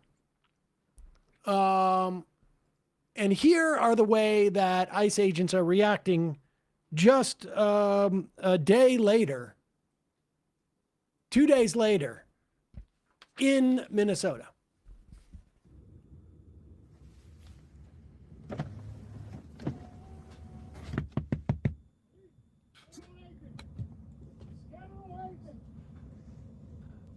So just to note, like, he puts his phone straight up there because there's a great contract with some Silicon Valley companies about getting people's face scans into all these ICE agents' phones. I've gone back and forth into like how relevant it is to get your face scanned into this. Obviously, they're making a huge database. There's a couple of ways you can deal with that. An LED flashlight, headband. I mean, if you're going out and doing any type of work where you think you're going to have a confrontation with ICE, an LED headband, you can get them relatively cheap on, Walmart or Target or Amazon, if that's your thing. You can get them relatively cheap hardware store. And and you just flick that baby on. It makes it very hard for the camera. Also, you can get like an IR flashlight. Not that I've looked into any of this stuff, but Groucho Marx glass nose mustache combo. I was looking honestly to see if like they have glasses where you could just put There's also, if you have baseball cap on, you can put those clip-on things. I would love a couple of pair that would be right on my glasses. But they're also recording, because the Washington Post did this had an article at the end of last year too about how it's policy right now with ICE for them to record as much as possible to produce videos of social media for more propaganda. It's social media propaganda. What this guy is doing, I mean, you can see the propaganda guys are the ones going around with the big camera lenses, and we'll see that as they're walking out of Target. What this guy is doing is recording for database. Yes. And it's either to mark and see if that there's any immigration, if you get flagged, any immigration stuff. Incidentally, when you go through the TSA, and you can opt out of having them take your picture. They don't tell you this, but you can opt out. I've done it in the past. I've gotten picture taken, but now I opt out. I don't know if it makes a difference, but. And so they're coming up, and the first thing they do is put that, and it's also just to intimidate you in the same way that like, we're going to know who you are. Well, we're going to know who you are too. Oh yes. You can get a beanie with a light on it, which is really good. And also I've even looked at like headbands, like hair headbands, that with a light on it. That is very effective, because then you can just bing and turn it on with your hat. Go ahead.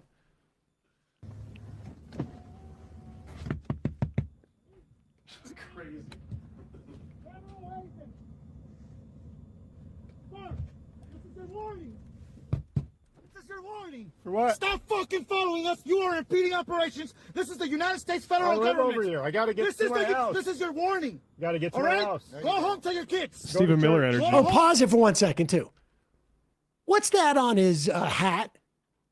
The Minnesota Timberwolves logo. You're impeding a federal investigation. Just look at the Timberwolves logo on my hat. Yeah, I think. What a jackass picked this that guy up is. on the airport. I've noticed this guy. There's two guys who showed up in a bunch of videos. This guy has been in a couple. And it is just, you can tell by the way they speak too, and where they've just heard cops speak on TV. Like they have no real training, because we're learning more and more that these guys are just white supremacists, Proud Boy knockoffs, whatever. According to Ross' story, can't even read. Patriot Front people who signed up for this kind of thing. So they're just like, they're acting like law enforcement they've seen before. Except for law enforcement doesn't come up and swear at you when in your first encounter. Like they are starting by trying to escalate. And they're doing this because they want to intimidate people. And, you know, if you have a Facebook or a YouTube account or something like this, and you get approached, best thing to do, go live. Go live in that situation. I'd like to know what pharmaceutical stack this guy starts his morning with also.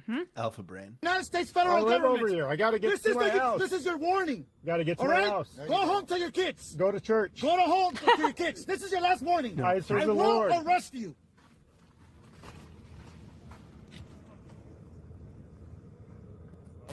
Pause it. See that? That dude has his gun drawn. Oh, yeah. That dude has his gun drawn. That is not his, he has his gun drawn. That is not his taser. His taser, I think, is on his right hand. And do you think that he is positioning himself so he thinks only the driver can see the gun as an intimidation tactic? It may very well be. That's what it looks like. Yeah. For sure. Yeah. Church. Look at that. You should be in church. I'm not making any bad decision. I'm peaceful. I serve the Lord. Not a draft dodging coward. You made a bad decision, you fucking idiot. You too. God bless. Let these people go to church. Let these people serve the Lord and worship. Let people let the people. I guarantee you're not gonna like the outcome. Go home to your children. It's Sunday. Yeah, go exactly. Let people go to church. Did you not learn from what just happened? Go home. Pause it for a second. Did you not learn from what just happened? Yeah. the lesson should be taken, according to this guy, that you will get shot in the face. Not, hey, we need to figure out how to do this better. That's the lesson that they have been taught. Now, and I find it very hard to believe that there was absolutely no edict, no orders, no response. That like, oh yeah, no, somebody, we had a huge national story happen 3 days ago. Somebody killed a mother, and leadership hasn't said a word to us. If leadership, it is impossible to believe that they have not heard memo, email, directive, whatever. And if the directive was, we need to de-escalate, guys, this guy is not saying, did you learn something from this, when he knows he's on videotape. Because the directive that was given after the shooting of this woman, after the killing of this mother, was don't let up, go harder. We've got like 3 videos on there where 3 different ICE agents say, don't make a bad decision. Exactly. So that phrase, bad decision. Yep. Encourage people not to make a bad decision is probably a direct lift from whatever correspondence they got. Incidentally, if you're an ICE agent and you want to let us know what if you have a document like that, or maybe your brother, your sister, or your dad, or your mom, or your cousin works for ICE, and they've got an email, send us an email at majorityreporters@gmail.com, and we'll hook you up via Signal. Okay. Yeah, go exactly. Let people go to You did church. not learn from what just happened? Go home to Learn your what? kids. Sounds amped up.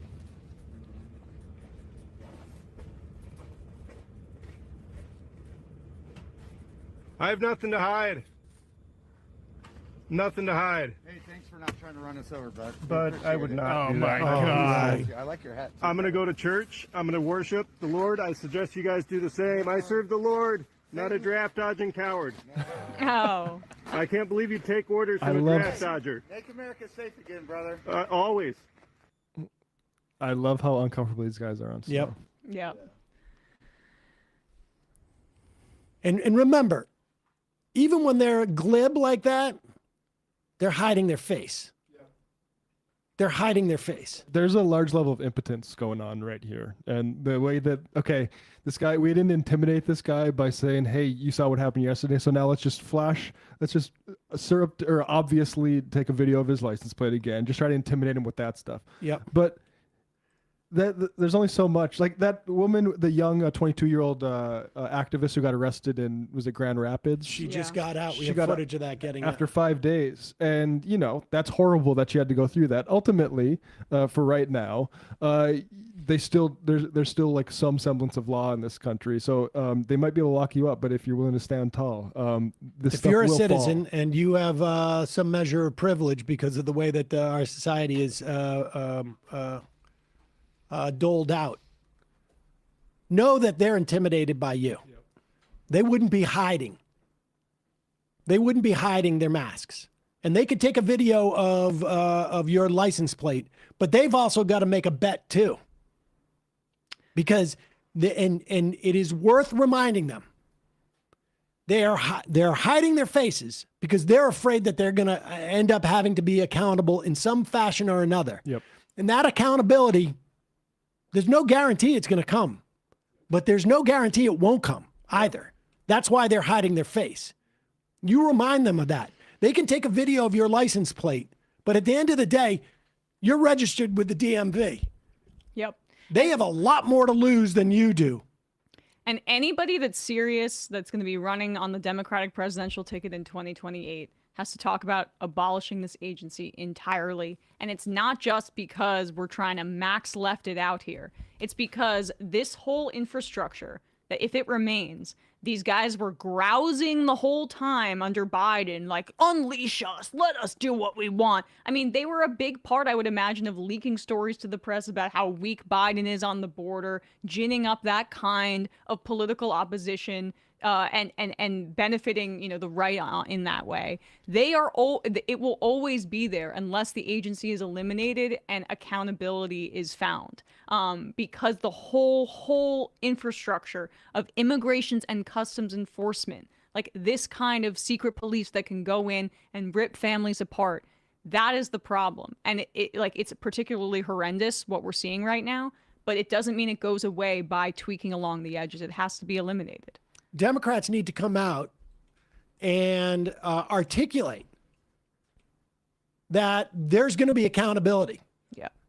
Let's play this clip from the sheriff from Philadelphia. Yes. Again, this is not to glorify police officers or et cetera, but they should be the standard. Very, very helpful. Yes. To have people come out and say this. Larry Krasner did it. I think we played that, right? Clip the other day. Well, she gives credit to Krasner. This is at the same press conference, but the sheriff of Philadelphia, her name is Rochelle Bilal. This is what she had to say about ICE agents. And this is important. If you've got a sheriff who's willing to get out in front of doing this too, and you got the DA who's saying, like, I'll prosecute you, you come here, and you commit any type of crime, there should be Democrats, national Democrats, who are saying, one day, Democrats may get back to power. And if that day comes, there's going to be a day of reckoning for all of these people. That needs to happen. Every ICE agent who goes into the field needs to have in the back of their head, and they already do, they're wrapping it around their face. So you know it's there. But that seed of doubt, like, hey, am I going to get in trouble for this? That needs to be grown and nurtured, watered and fed, so that it grows inside them. Here's the sheriff of Philadelphia. Good afternoon. I'm Rochelle Bilal, the sheriff for the city and county of Philadelphia. And I say her name, Renee Good. Renee Good. Renee Good. Renee Good. Renee Good. Renee Good. This should not have happened, but we're here today. Let know that law enforcement professionals, real ones, not the fake made up ICE, probably Trump's new army to attack citizens of the United States. Did you hear what I said? No law enforcement professional wears a mask. None. None. Those that come into our communities wearing a mask to commit crime, thank God for our district attorney, Larry Krasner, who say he's going to lock them up. And I'm saying now, we are not going to whisk you away for them to hide your identity, because when you do it there, you're getting arrested there. No whisk away for them to hide you. None of that here. None of that here. Law enforcement professionals do not shoot at moving vehicles. I'm not saying fleeing, because she wasn't fleeing. She was getting out of the way. Law enforcement professionals do not stand in front of moving vehicles invoking an action that is illegal. No, we don't. And so we stand here today with all those who stand against the made-up, fake, what you can call ICE, professional law enforcement. I don't call them none of that. I call them made-up, fake, wannabe law enforcement. Because what they do is against not only legal law, but the moral law. So I'm with the DA, and we will work with them. If any of them want to come in this city and commit a crime, you will not be able to hide. Nobody will whisk you off. You don't want this smoke, because we will bring it to you. And the fake, whatever they call them, because I can't say the name, but the criminal in the White House would not be able to keep you from going to jail. Renee Good should be here today. It's that is the message that, you know, we've basically been saying should be sent right now in Minneapolis. I mean, and I know that there's been some strong words on that front, and Jacob Fry has taken the opportunity to say some bad words. To say get the fuck out, but not I'm going to prosecute you. Yeah. Because he's already given up that ground. Omar Fateh was running on if ICE does something when they come here, that we have to prosecute them. And Fry was saying that was impractical. And now he's kind of boxing the corner because he still thinks that. He still thinks it's impractical, and he doesn't want to. And the larger problem is we don't have control over our police forces in this country. The cops in Minneapolis, they can prove me wrong, but my prejudice against them is that they're all, frankly, one step away from ICE agents, and they come from the suburbs themselves, and they're all, frankly, racial paranoiacs. Maybe I'm going to be proven wrong. I hope I am. But if you don't see them take any sort of stand against ICE, it will be because of that reason. Because they're not accountable to our democracy either. And the lesson I think here is like that none of this is static. You can have leadership and you can have community solidarity create more oxygen for this kind of thing. Like, this is why local leadership right now is so important, because, and we saw that in the video of the woman with the DoorDash driver. If you feel like you have an infrastructure, whether it's your community, whether it's the police force that you work for that is going to have your back, or if you have a district attorney that's going to embolden you to like arrest these ICE agents, you are more willing to take that action. So this is not to absolve all of our many, many critiques of policing or engage in propaganda, want to be sensitive to that very fact. But it is to say that we have to use the existing institutions that are available to us right now to fight back against fascism. And the way to do that is to make sure that police officers know that this is a part of protecting your community. And this is what is expected of you.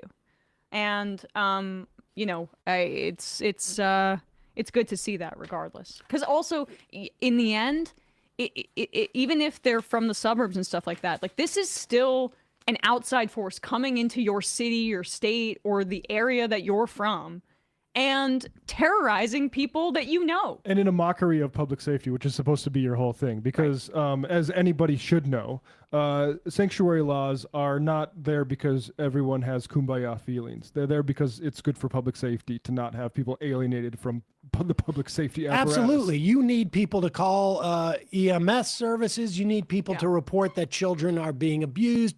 You need people to report that there's a fire, that somebody has been mugged. You need people to ID criminals happening. And if the police are not, and this comes out of experience. This isn't a theory. This comes out of like years of public safety experience. You don't want parts of your community who are not willing to report crimes or emergencies because they're afraid that it's going to expose them to immigration enforcement. That's just like bottom line. It's just accepting the reality that there are people in this country who are undocumented. Now, let's also be clear. You've got a lot of people who are getting scooped up who are in fact documented. They may not be citizens, but they're documented. And they're getting deported, and they're getting lost in the system, or they're getting buried into this system. You have people who have come into this country who are undocumented, but were brought in as kids. There's a whole host of range of this, and you don't want significant portions of your community afraid of reporting to the police or to emergency services. And this is not like a new thing. You can look into our Constitution, and there's a reason why the census doesn't say count the citizens. It says count the people who are in the country at the time of the census. This is the fight that the right is engaging in here, as we are going to be seeing increased migration due to climate change and due to the destabilization of other parts of the world. They are using citizenship status as a way to tier society and continue to create hierarchies. It's very easy to get citizenship in certain circumstances. Say, if you want to move to Israel, for example, damn, it's pretty easy to do that. But if you want to move to the United States and you're from Latin America, gosh, you've got to go through an essentially indentured servitude process that could take 15, 20 years. You see how different ways, you see the ways citizenship and legal status that's granted from that is being exploited by capitalism, by nation states to tier societies and to enforce the will of the state as they choose. Let's go to Sean Hannity. This is number 9. Sean Hannity, this is 2 days ago. I guess it was Saturday. Protests all throughout Minnesota. Big protests. Benny Johnson, I think, tweeted out that, like, this is clearly paid. Like, somebody's out there paying all, like, tens of thousands of protests, which, again, if you have received millions or hundreds of thousands of dollars from Russian cutouts, it's easy to imagine that maybe other people are getting paid. It's kind of like Trump imagining everyone else is doing mortgage fraud. You know what it honestly reminds me of, like, that my friend Guy Lawson wrote that book, Octopus, about Sam Israel, who ended up sort of like getting involved in a scam that was, like a Madoff type of situation. But the reason why he got into that situation where he had to get the Madoff thing is that he got scammed because he grew up on Wall Street. He's like, everybody front runs. And so when somebody came to him and said, there's a secret Federal Reserve that rich people get free money from, but it's an international Federal Reserve type of thing, he was like, of course there is. Because he had been so marinated in this world of fraud. But you had thousands of people on the streets in Minneapolis over the weekend. Far as I could tell, very largely peaceful. And here is Sean Hannity sending out his one of his stringers out there to try and find some rando who's going to, that Sean Hannity can show, like, they don't know what they're talking about. Well, it didn't work out too well for him this time. Let me ask you, have you spoken to any people, or can you speak to anybody that's marching right now and ask them what it is that they're marching about? Pretty clear. Yeah. Excuse me. Can you tell us, what are you here marching for? Yeah, absolutely. Sorry, my ears are ringing a lot, so I don't know if I'll hear perfectly. But, yeah, I'm just here because I think it's absolutely disgusting what ICE is doing here. I think it's absolutely abhorrent that they're kidnapping people. I'm disgusted that they murdered an innocent human being. And, yeah, the entire thing just absolutely abhors me. This has to stop immediately. What we're seeing right now is frankly an ethnic cleansing. It's disgusting. Hey, Garrett. And it needs to stop. And I'm glad that there's so many people out here trying to stop this because it's just abhorrent. We Garrett, need to stick together to stop this. Does he have a concern that the woman was driving her car at an officer? Does it concern this individual? When you saw this video that is out, did you have any concern that it looked like this woman may have been driving her vehicle at the officer?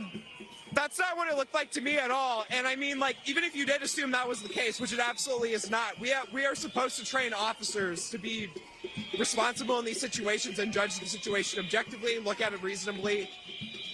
Like, there just absolutely is no justification. Pause it. I can tell you right now what Sean Hannity is doing. He's saying under his breath or inside his head, God damn it. God damn it. We got the wrong guy in. Garrett, you picked the wrong guy. Couldn't they have found someone with pink hair? I mean, give me a break. Garrett, come on, Garrett. He looks too much like he could be a Stop Fox News. Stop letting him talk about this stuff. And so Hannity's going to lose his patience again with Gareth. From both angles. I know that there was another clip that came out earlier today from like a different angle. You can very clearly tell that she is evacuating the scene. There is like absolutely no evidence that there's like any like attempt to drive the vehicle into the officers. Garrett, last question. What should we do with people that don't obey our laws and come into the country illegally? What do you think we should do with people that have come into the country illegally who are here, is the question.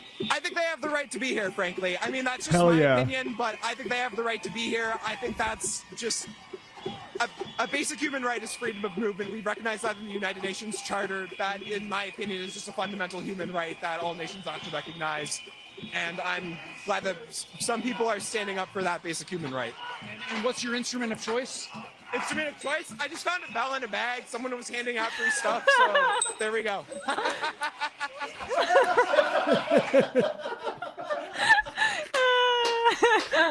It's very interesting, that thing he says about I don't care, because we've been lectured by a lot of people in media about how no, we just need to take this thing, we need to take this, somehow split this baby and take these concerns seriously.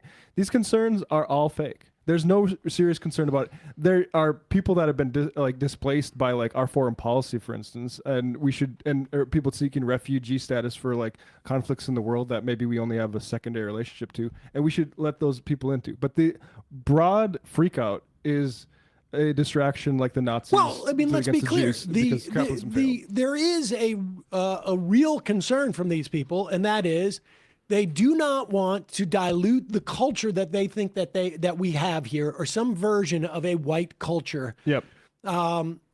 It is very easy now on places like Twitter or TikTok to find some dude. I saw some guy, some Catholic guy say I wouldn't take the Eucharist. I'm not sure exactly what that is. I think it's when they give you the cracker. Communion, yeah. Communion from an Indian woman. It is the primary justification for this anti-immigrant sentiment. And let's be clear, you can see it in the enforcement. They're going around.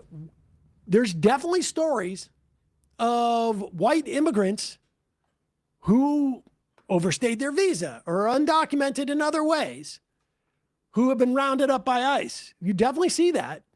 But the overwhelming number of confrontations that we're seeing, particularly when they go into they're going into Minnesota, is them walking up to some dude who's in an Uber because he's black. Or them following some woman to someone's house because she's Spanish. Or them that's the way they've been doing it. Based on the accent, based on the way that they look. And they're not going around going you sound Irishy to me. Mm-hmm. That's, it's just, it is quite clear the way that they're going around enforcing so-called immigration laws. This is in the idea that this doesn't, and look, it's also why they're kicking out or attempting to kick out tens of thousands or hundreds of thousands of people here on temporary protected status. Oh, and by the way, South Africans. Yeah. Regardless of what the situation is in Haiti, regardless of what the situation is in Honduras, if you come from South Africa, you're okay. Red carpet, baby. White South Africans. Right, of course. Who else is, who's being genocided? Here is, let's go to number 8. I want to see this as well. Kristi Noem's going on TV. She's just blatantly lying in a way that, you're starting to hear reports of people are a little concerned. Oh yeah. We don't know in the administration, this sort of makes us look bad. We haven't quite figured it out yet. But Stephen Miller is the president for all intents and purposes 100%. On these issues. Trump's busy with the ballroom stuff, and he hands off to Stephen Miller. And you can see it in the rhetoric. The way those guys talk to the people that they're detaining. But the hyperbolic nature of the lie after the shooting of Renee Good, and Tapper will confront Noem about this a little bit. But that sounds directly from the mouth of Stephen Miller, and the idea that you don't give an inch and that you escalate, that we increase ICE agents in response to this. This is all Roy Cohn shit. Deny. Haven't I been making this case to you that Trump sees if Roy Cohn was his mentor, Stephen Miller is very much in that vein, and that's where I think you can see the most insane gaslighting elements of this response. You've also been criticized for your comments. The shooting, we should note, was Wednesday at 10:37 a.m. Eastern. Just over 2 hours later, the Department of Homeland Security put out a statement definitively asserting what had happened, defending the ICE agent, accusing Renee Good of domestic terrorism. That's a characterization that you reiterated in a press conference half an hour later. Now, Republican Senator Tom Tillis said, quote, "It was very unusual to have a senior law enforcement official to draw a conclusion about an event where the scene was still being processed. Generally speaking, law enforcement would recognize that a life was lost, that families are changed forever, The shooter's life will change forever. We're collecting video. We're trying to assess the situation. Why did you not wait for an investigation before making your comments? Well, everything that I've said has been proven to be factual and the truth. This administration wants to operate in transparency. I have the responsibility as the Secretary of Homeland Security. Where are those Epstein files at? Oh, sorry. Well, this part of the administration. This administration wants to operate in transparency. I have the responsibility as the Secretary of Homeland Security to know this information as soon as possible. Had just been in Minneapolis the day before, had already had conversations with officers on the ground and supervisors, and knew the facts, and decided that the department Pause and it for a the people second. of this So wait, country, she's telling you and me that she had conversations with people the day before. That's how she could assess what was going on a day later. I had been on the ground, I had been in Minnesota, and I had conversations with people on the ground. Okay. She's basically trying to say that even though you maybe saw on video this looked like a mom who said, "I'm not mad at you." That was her last words to Jonathan Ross, who then shot her 3 times in the face and said, "Fucking bitch." It was worse than that video would indicate, because they've had to deal with these kinds of people for so long that they just lost it, which begs the question as to, like, what training are they getting that they have an accumulation of experiences that just makes them can't even and shoot a woman in the face? Responsibility as the Secretary of Homeland Security to know this information as soon as possible. Had just been in Minneapolis the day before, had already had conversations with officers on the ground and supervisors, and knew the facts, and decided that the department and the people of this country deserve to know the truth of the situation of what had unfolded in Minneapolis. Well, with all due respect, Secretary, the first thing you said was, quote, "What happened was our ICE officers were out in an enforcement action. They got stuck in the snow because of the adverse weather that is in Minneapolis. They were attempting to push out their vehicle, and a woman attacked them and those surrounding them and attempted to run them over and rammed them with her vehicle." That's not what happened. We all saw what happened. It absolutely is what happened. Those officers had been out in enforcement action. A vehicle had been stuck. They had come to help get that vehicle out. That's when this individual started blocking traffic for minutes and minutes. You said that the before woman this attacked them and surrounded them and attempted to run them over and ram them with her vehicle. Blocked the road for a long time and was yelling at them and impeding a federal law enforcement investigation. That's what you need to focus. She stopped short of repeating the thing that she attacked them. She says she blocked the road. Oh, I mean, this is the thing, is that they know now that they don't need to do anything other than to continue to lie to people's faces, because this is just a war of attrition when it comes to this information. This is really just a question of, like, she's just thinking, I can exhaust all of you before you can exhaust me. Charlie Kirk, same thing, when they put out all of that information about, like, the shooter being trans without knowing anything about it. I mean, but understand what we're watching is we are watching solidarity. Theirs. Yeah. She knows that she can go out there and lie and say nothing but their story. And when she gets back, there is no, like, Kristi Noem, we're a little, we're going to have to cut you off in the branch. I mean, think about who's been fired from this administration. Virtually nobody. Yeah. And all the scandals that have been associated with, virtually none of them have been fired. None. Bill Pulte, there was stories, I don't know, a month or two ago, that when this guy went in and was rooting around mortgages to try and get Lisa Cook fired from the Fed, to try and get Letitia James indicted. They couldn't even indict her. Everyone's like, oh, Bill Pulte, people are, talking behind the back, and he's in trouble. And now we just find out that Bill Pulte is the one who's pushing for Jerome Powell to be criminally indicted. You understand? They have solidarity. They don't care. There is no accountability. They don't care. She will get away with this. It will not mar her. All the stories that we're reading about, like people in the White House are getting a little bit nervous, those were all beat sweeteners. Understand, they are a fighting force. And they are going to go down with the ship.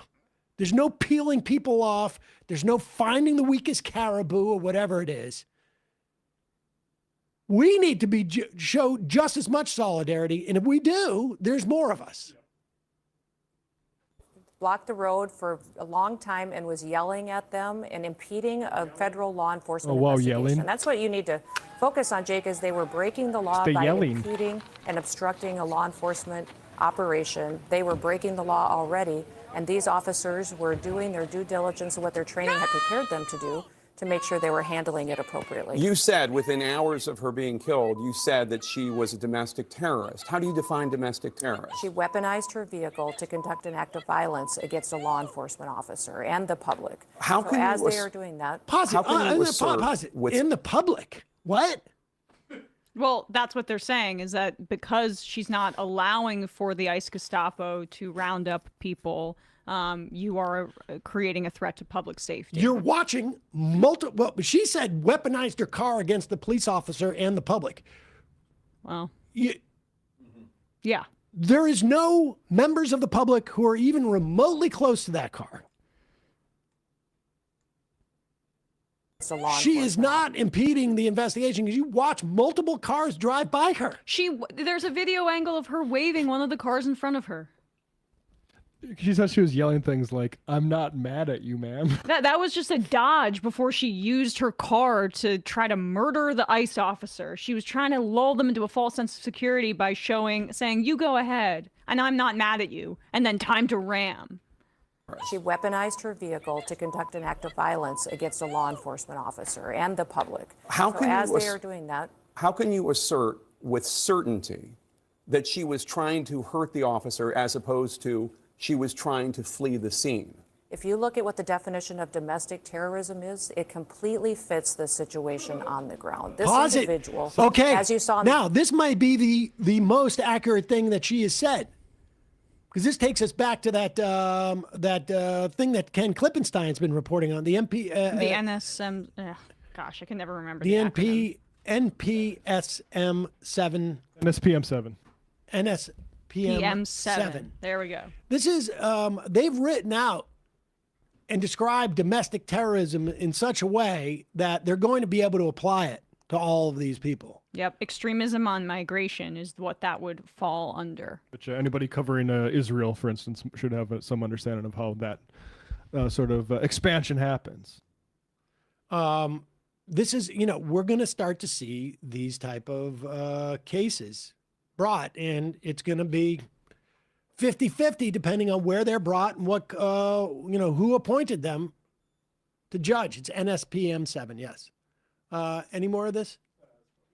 We'll get to Homan tomorrow. Homan's interesting just because he's slightly different than Noam, which is he says we should let the investigation play out, but the officer believed that his life was in danger, so he was justified, which is slightly different than saying it was a terrorist and he did the right thing to protect the public. I imagine, there is, look, somebody let us know, and we'll talk about this tomorrow, that Tom Homan took a bag of 50 grand from the FBI. And I can assure you, when you start to see any type of daylight between them, you start to realize probably like there's some territorial issues going on here. Kristi Noem gets to get her $200 million or $20 million contract to her buddies. Where's my taste? And then all of a sudden, a story comes out about Homan. He knows there's people gunning for him in the administration. We're going to start to see some of that.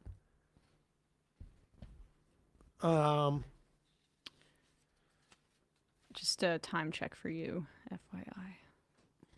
Oh, yeah. Okay, let's read a couple of IMs. Maybe see if there's anything else. We got a lot of stuff to cover tomorrow.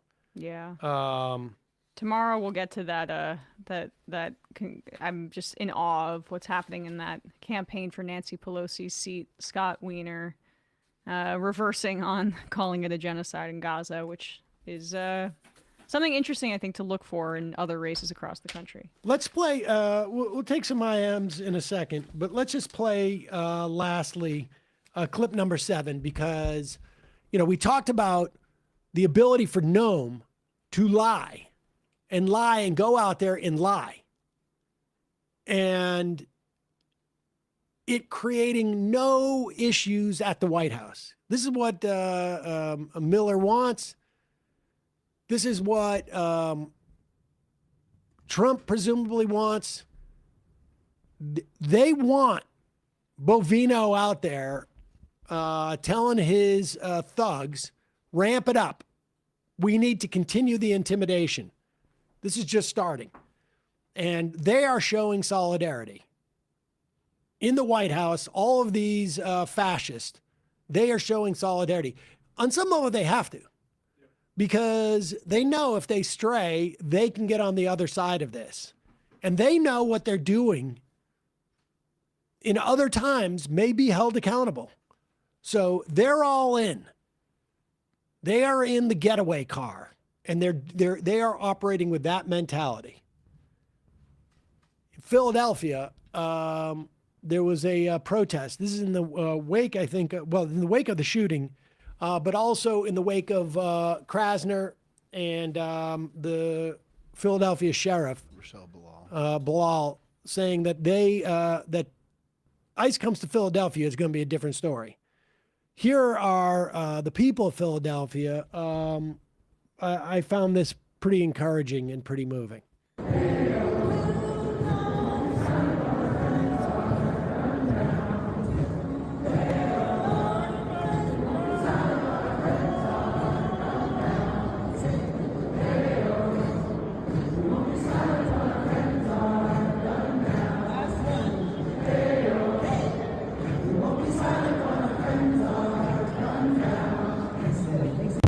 It won't be silent while our friends are gunned down.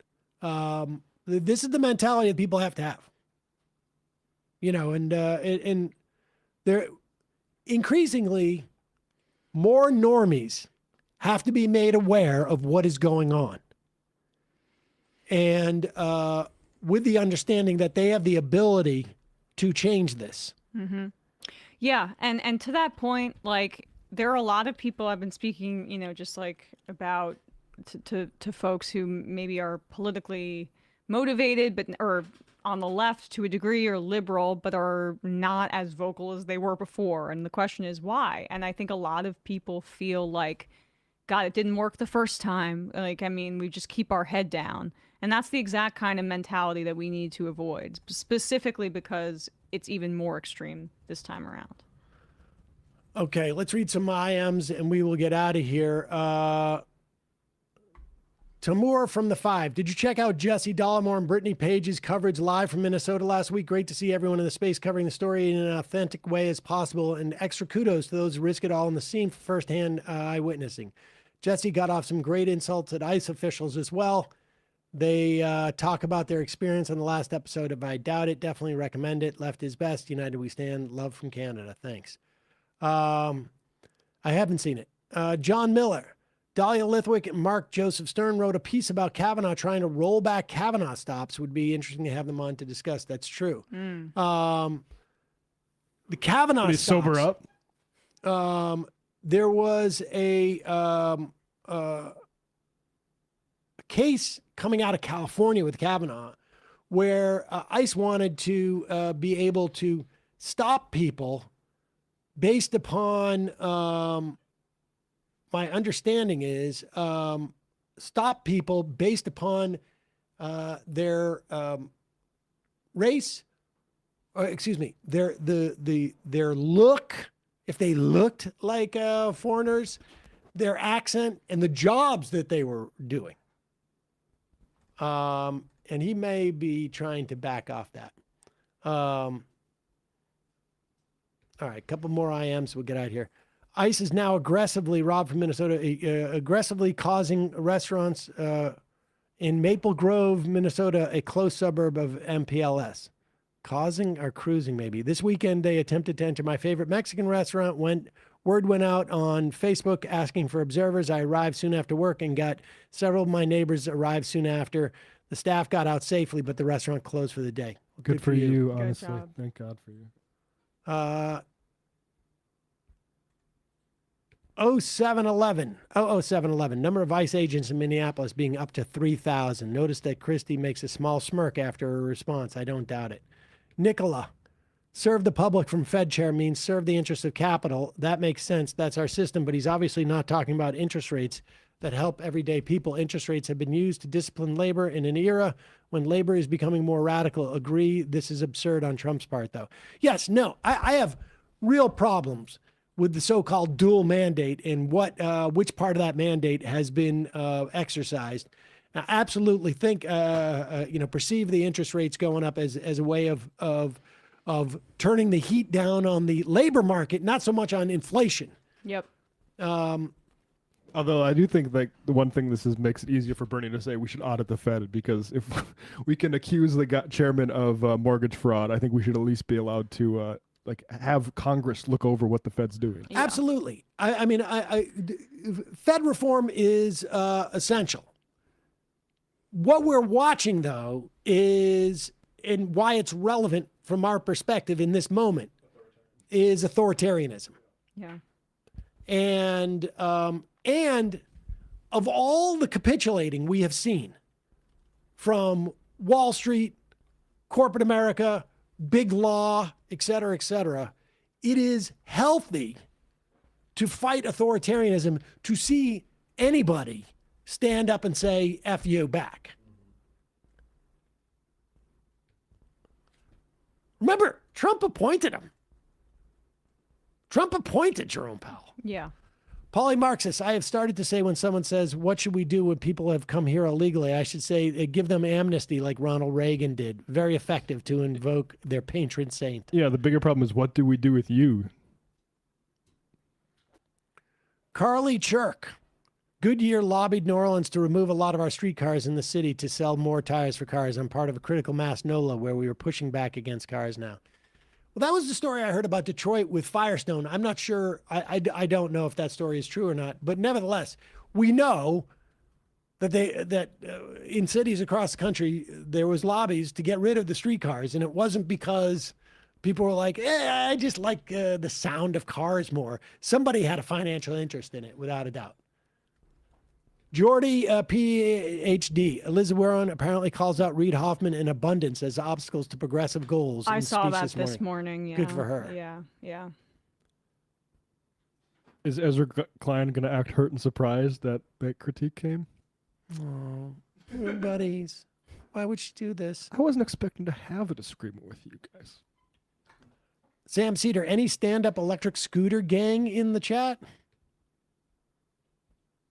I am not a stand-up scooter, and I'll just say, like, my limited time in Austin has prejudiced me against the e-scooters so much. Like, it seems like an insane system. What worries me about is I would personally like to see different rules for any type of vehicle that you don't have to pedal that can go over 15 miles an hour. Because it's tough. When you walk into a bike lane, you have certain assumptions about what's going on. And some of these guys have basically what are motorcycles. Right. But,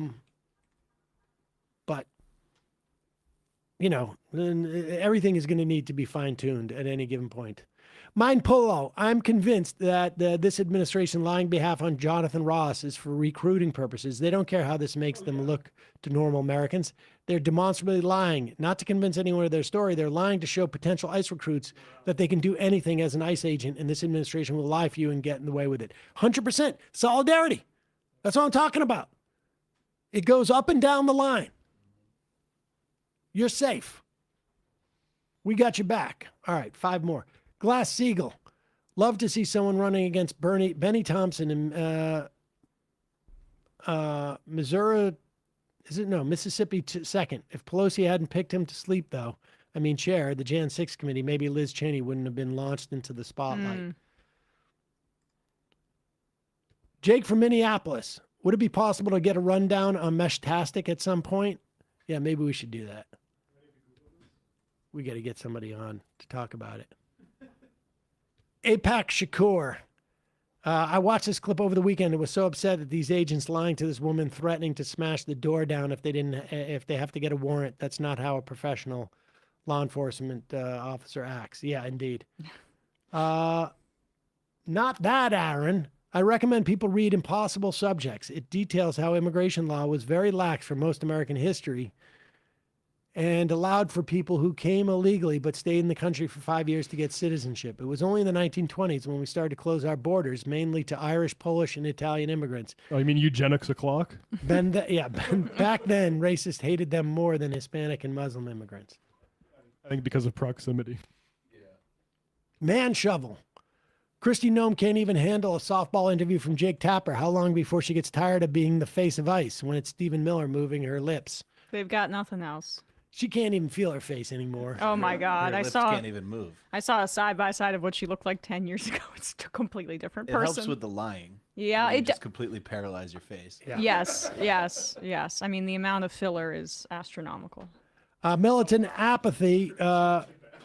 Former police, law enforcement. I can think of 2 specific calls that I went to where the person was shot in the head and I had to get into the car and put it in neutral because it was still moving. And the only thing that stopped it was slamming into a vehicle in front of it. That is why you don't shoot people in a moving vehicle. What if they're like a lesbian? Well, great piece by G Tier in The Nation about the misogyny and likely homophobia behind that killing. That does still feel like it's underreported as a story. That was the takeaway from the second video. They said that was like so exculpatory. You can tell he decided to kill her when he was rounding the car And already. her partner was being giving him antagonistic. lip, Yeah, and that's the reason they released that video.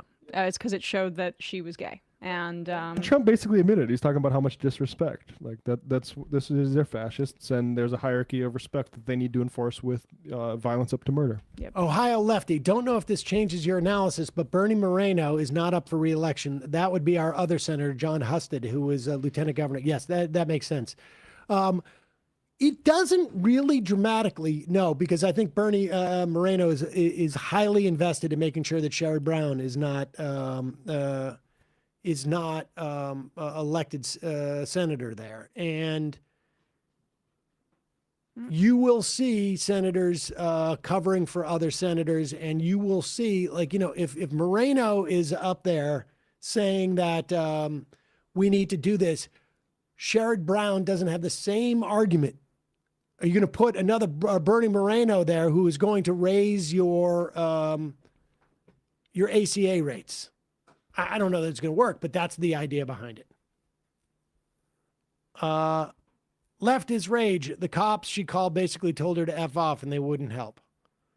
All right. And the final IM of the day.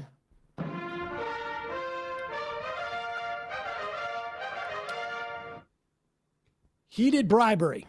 A big lesson I've learned during this as a first-generation Cuban American is that the trials, severe punishments that happened after socialist revolutions were justified and moral, contrary to the U.S. white Cuban expat propaganda. The Fidel Untold Story doc helped a lot. Matt, Brian, Emma, great job today, folks. See you tomorrow. It might take all the strength I got to get to where I want, but I know somehow I'm gonna get there. I wasn't looking when I just got caught between the truth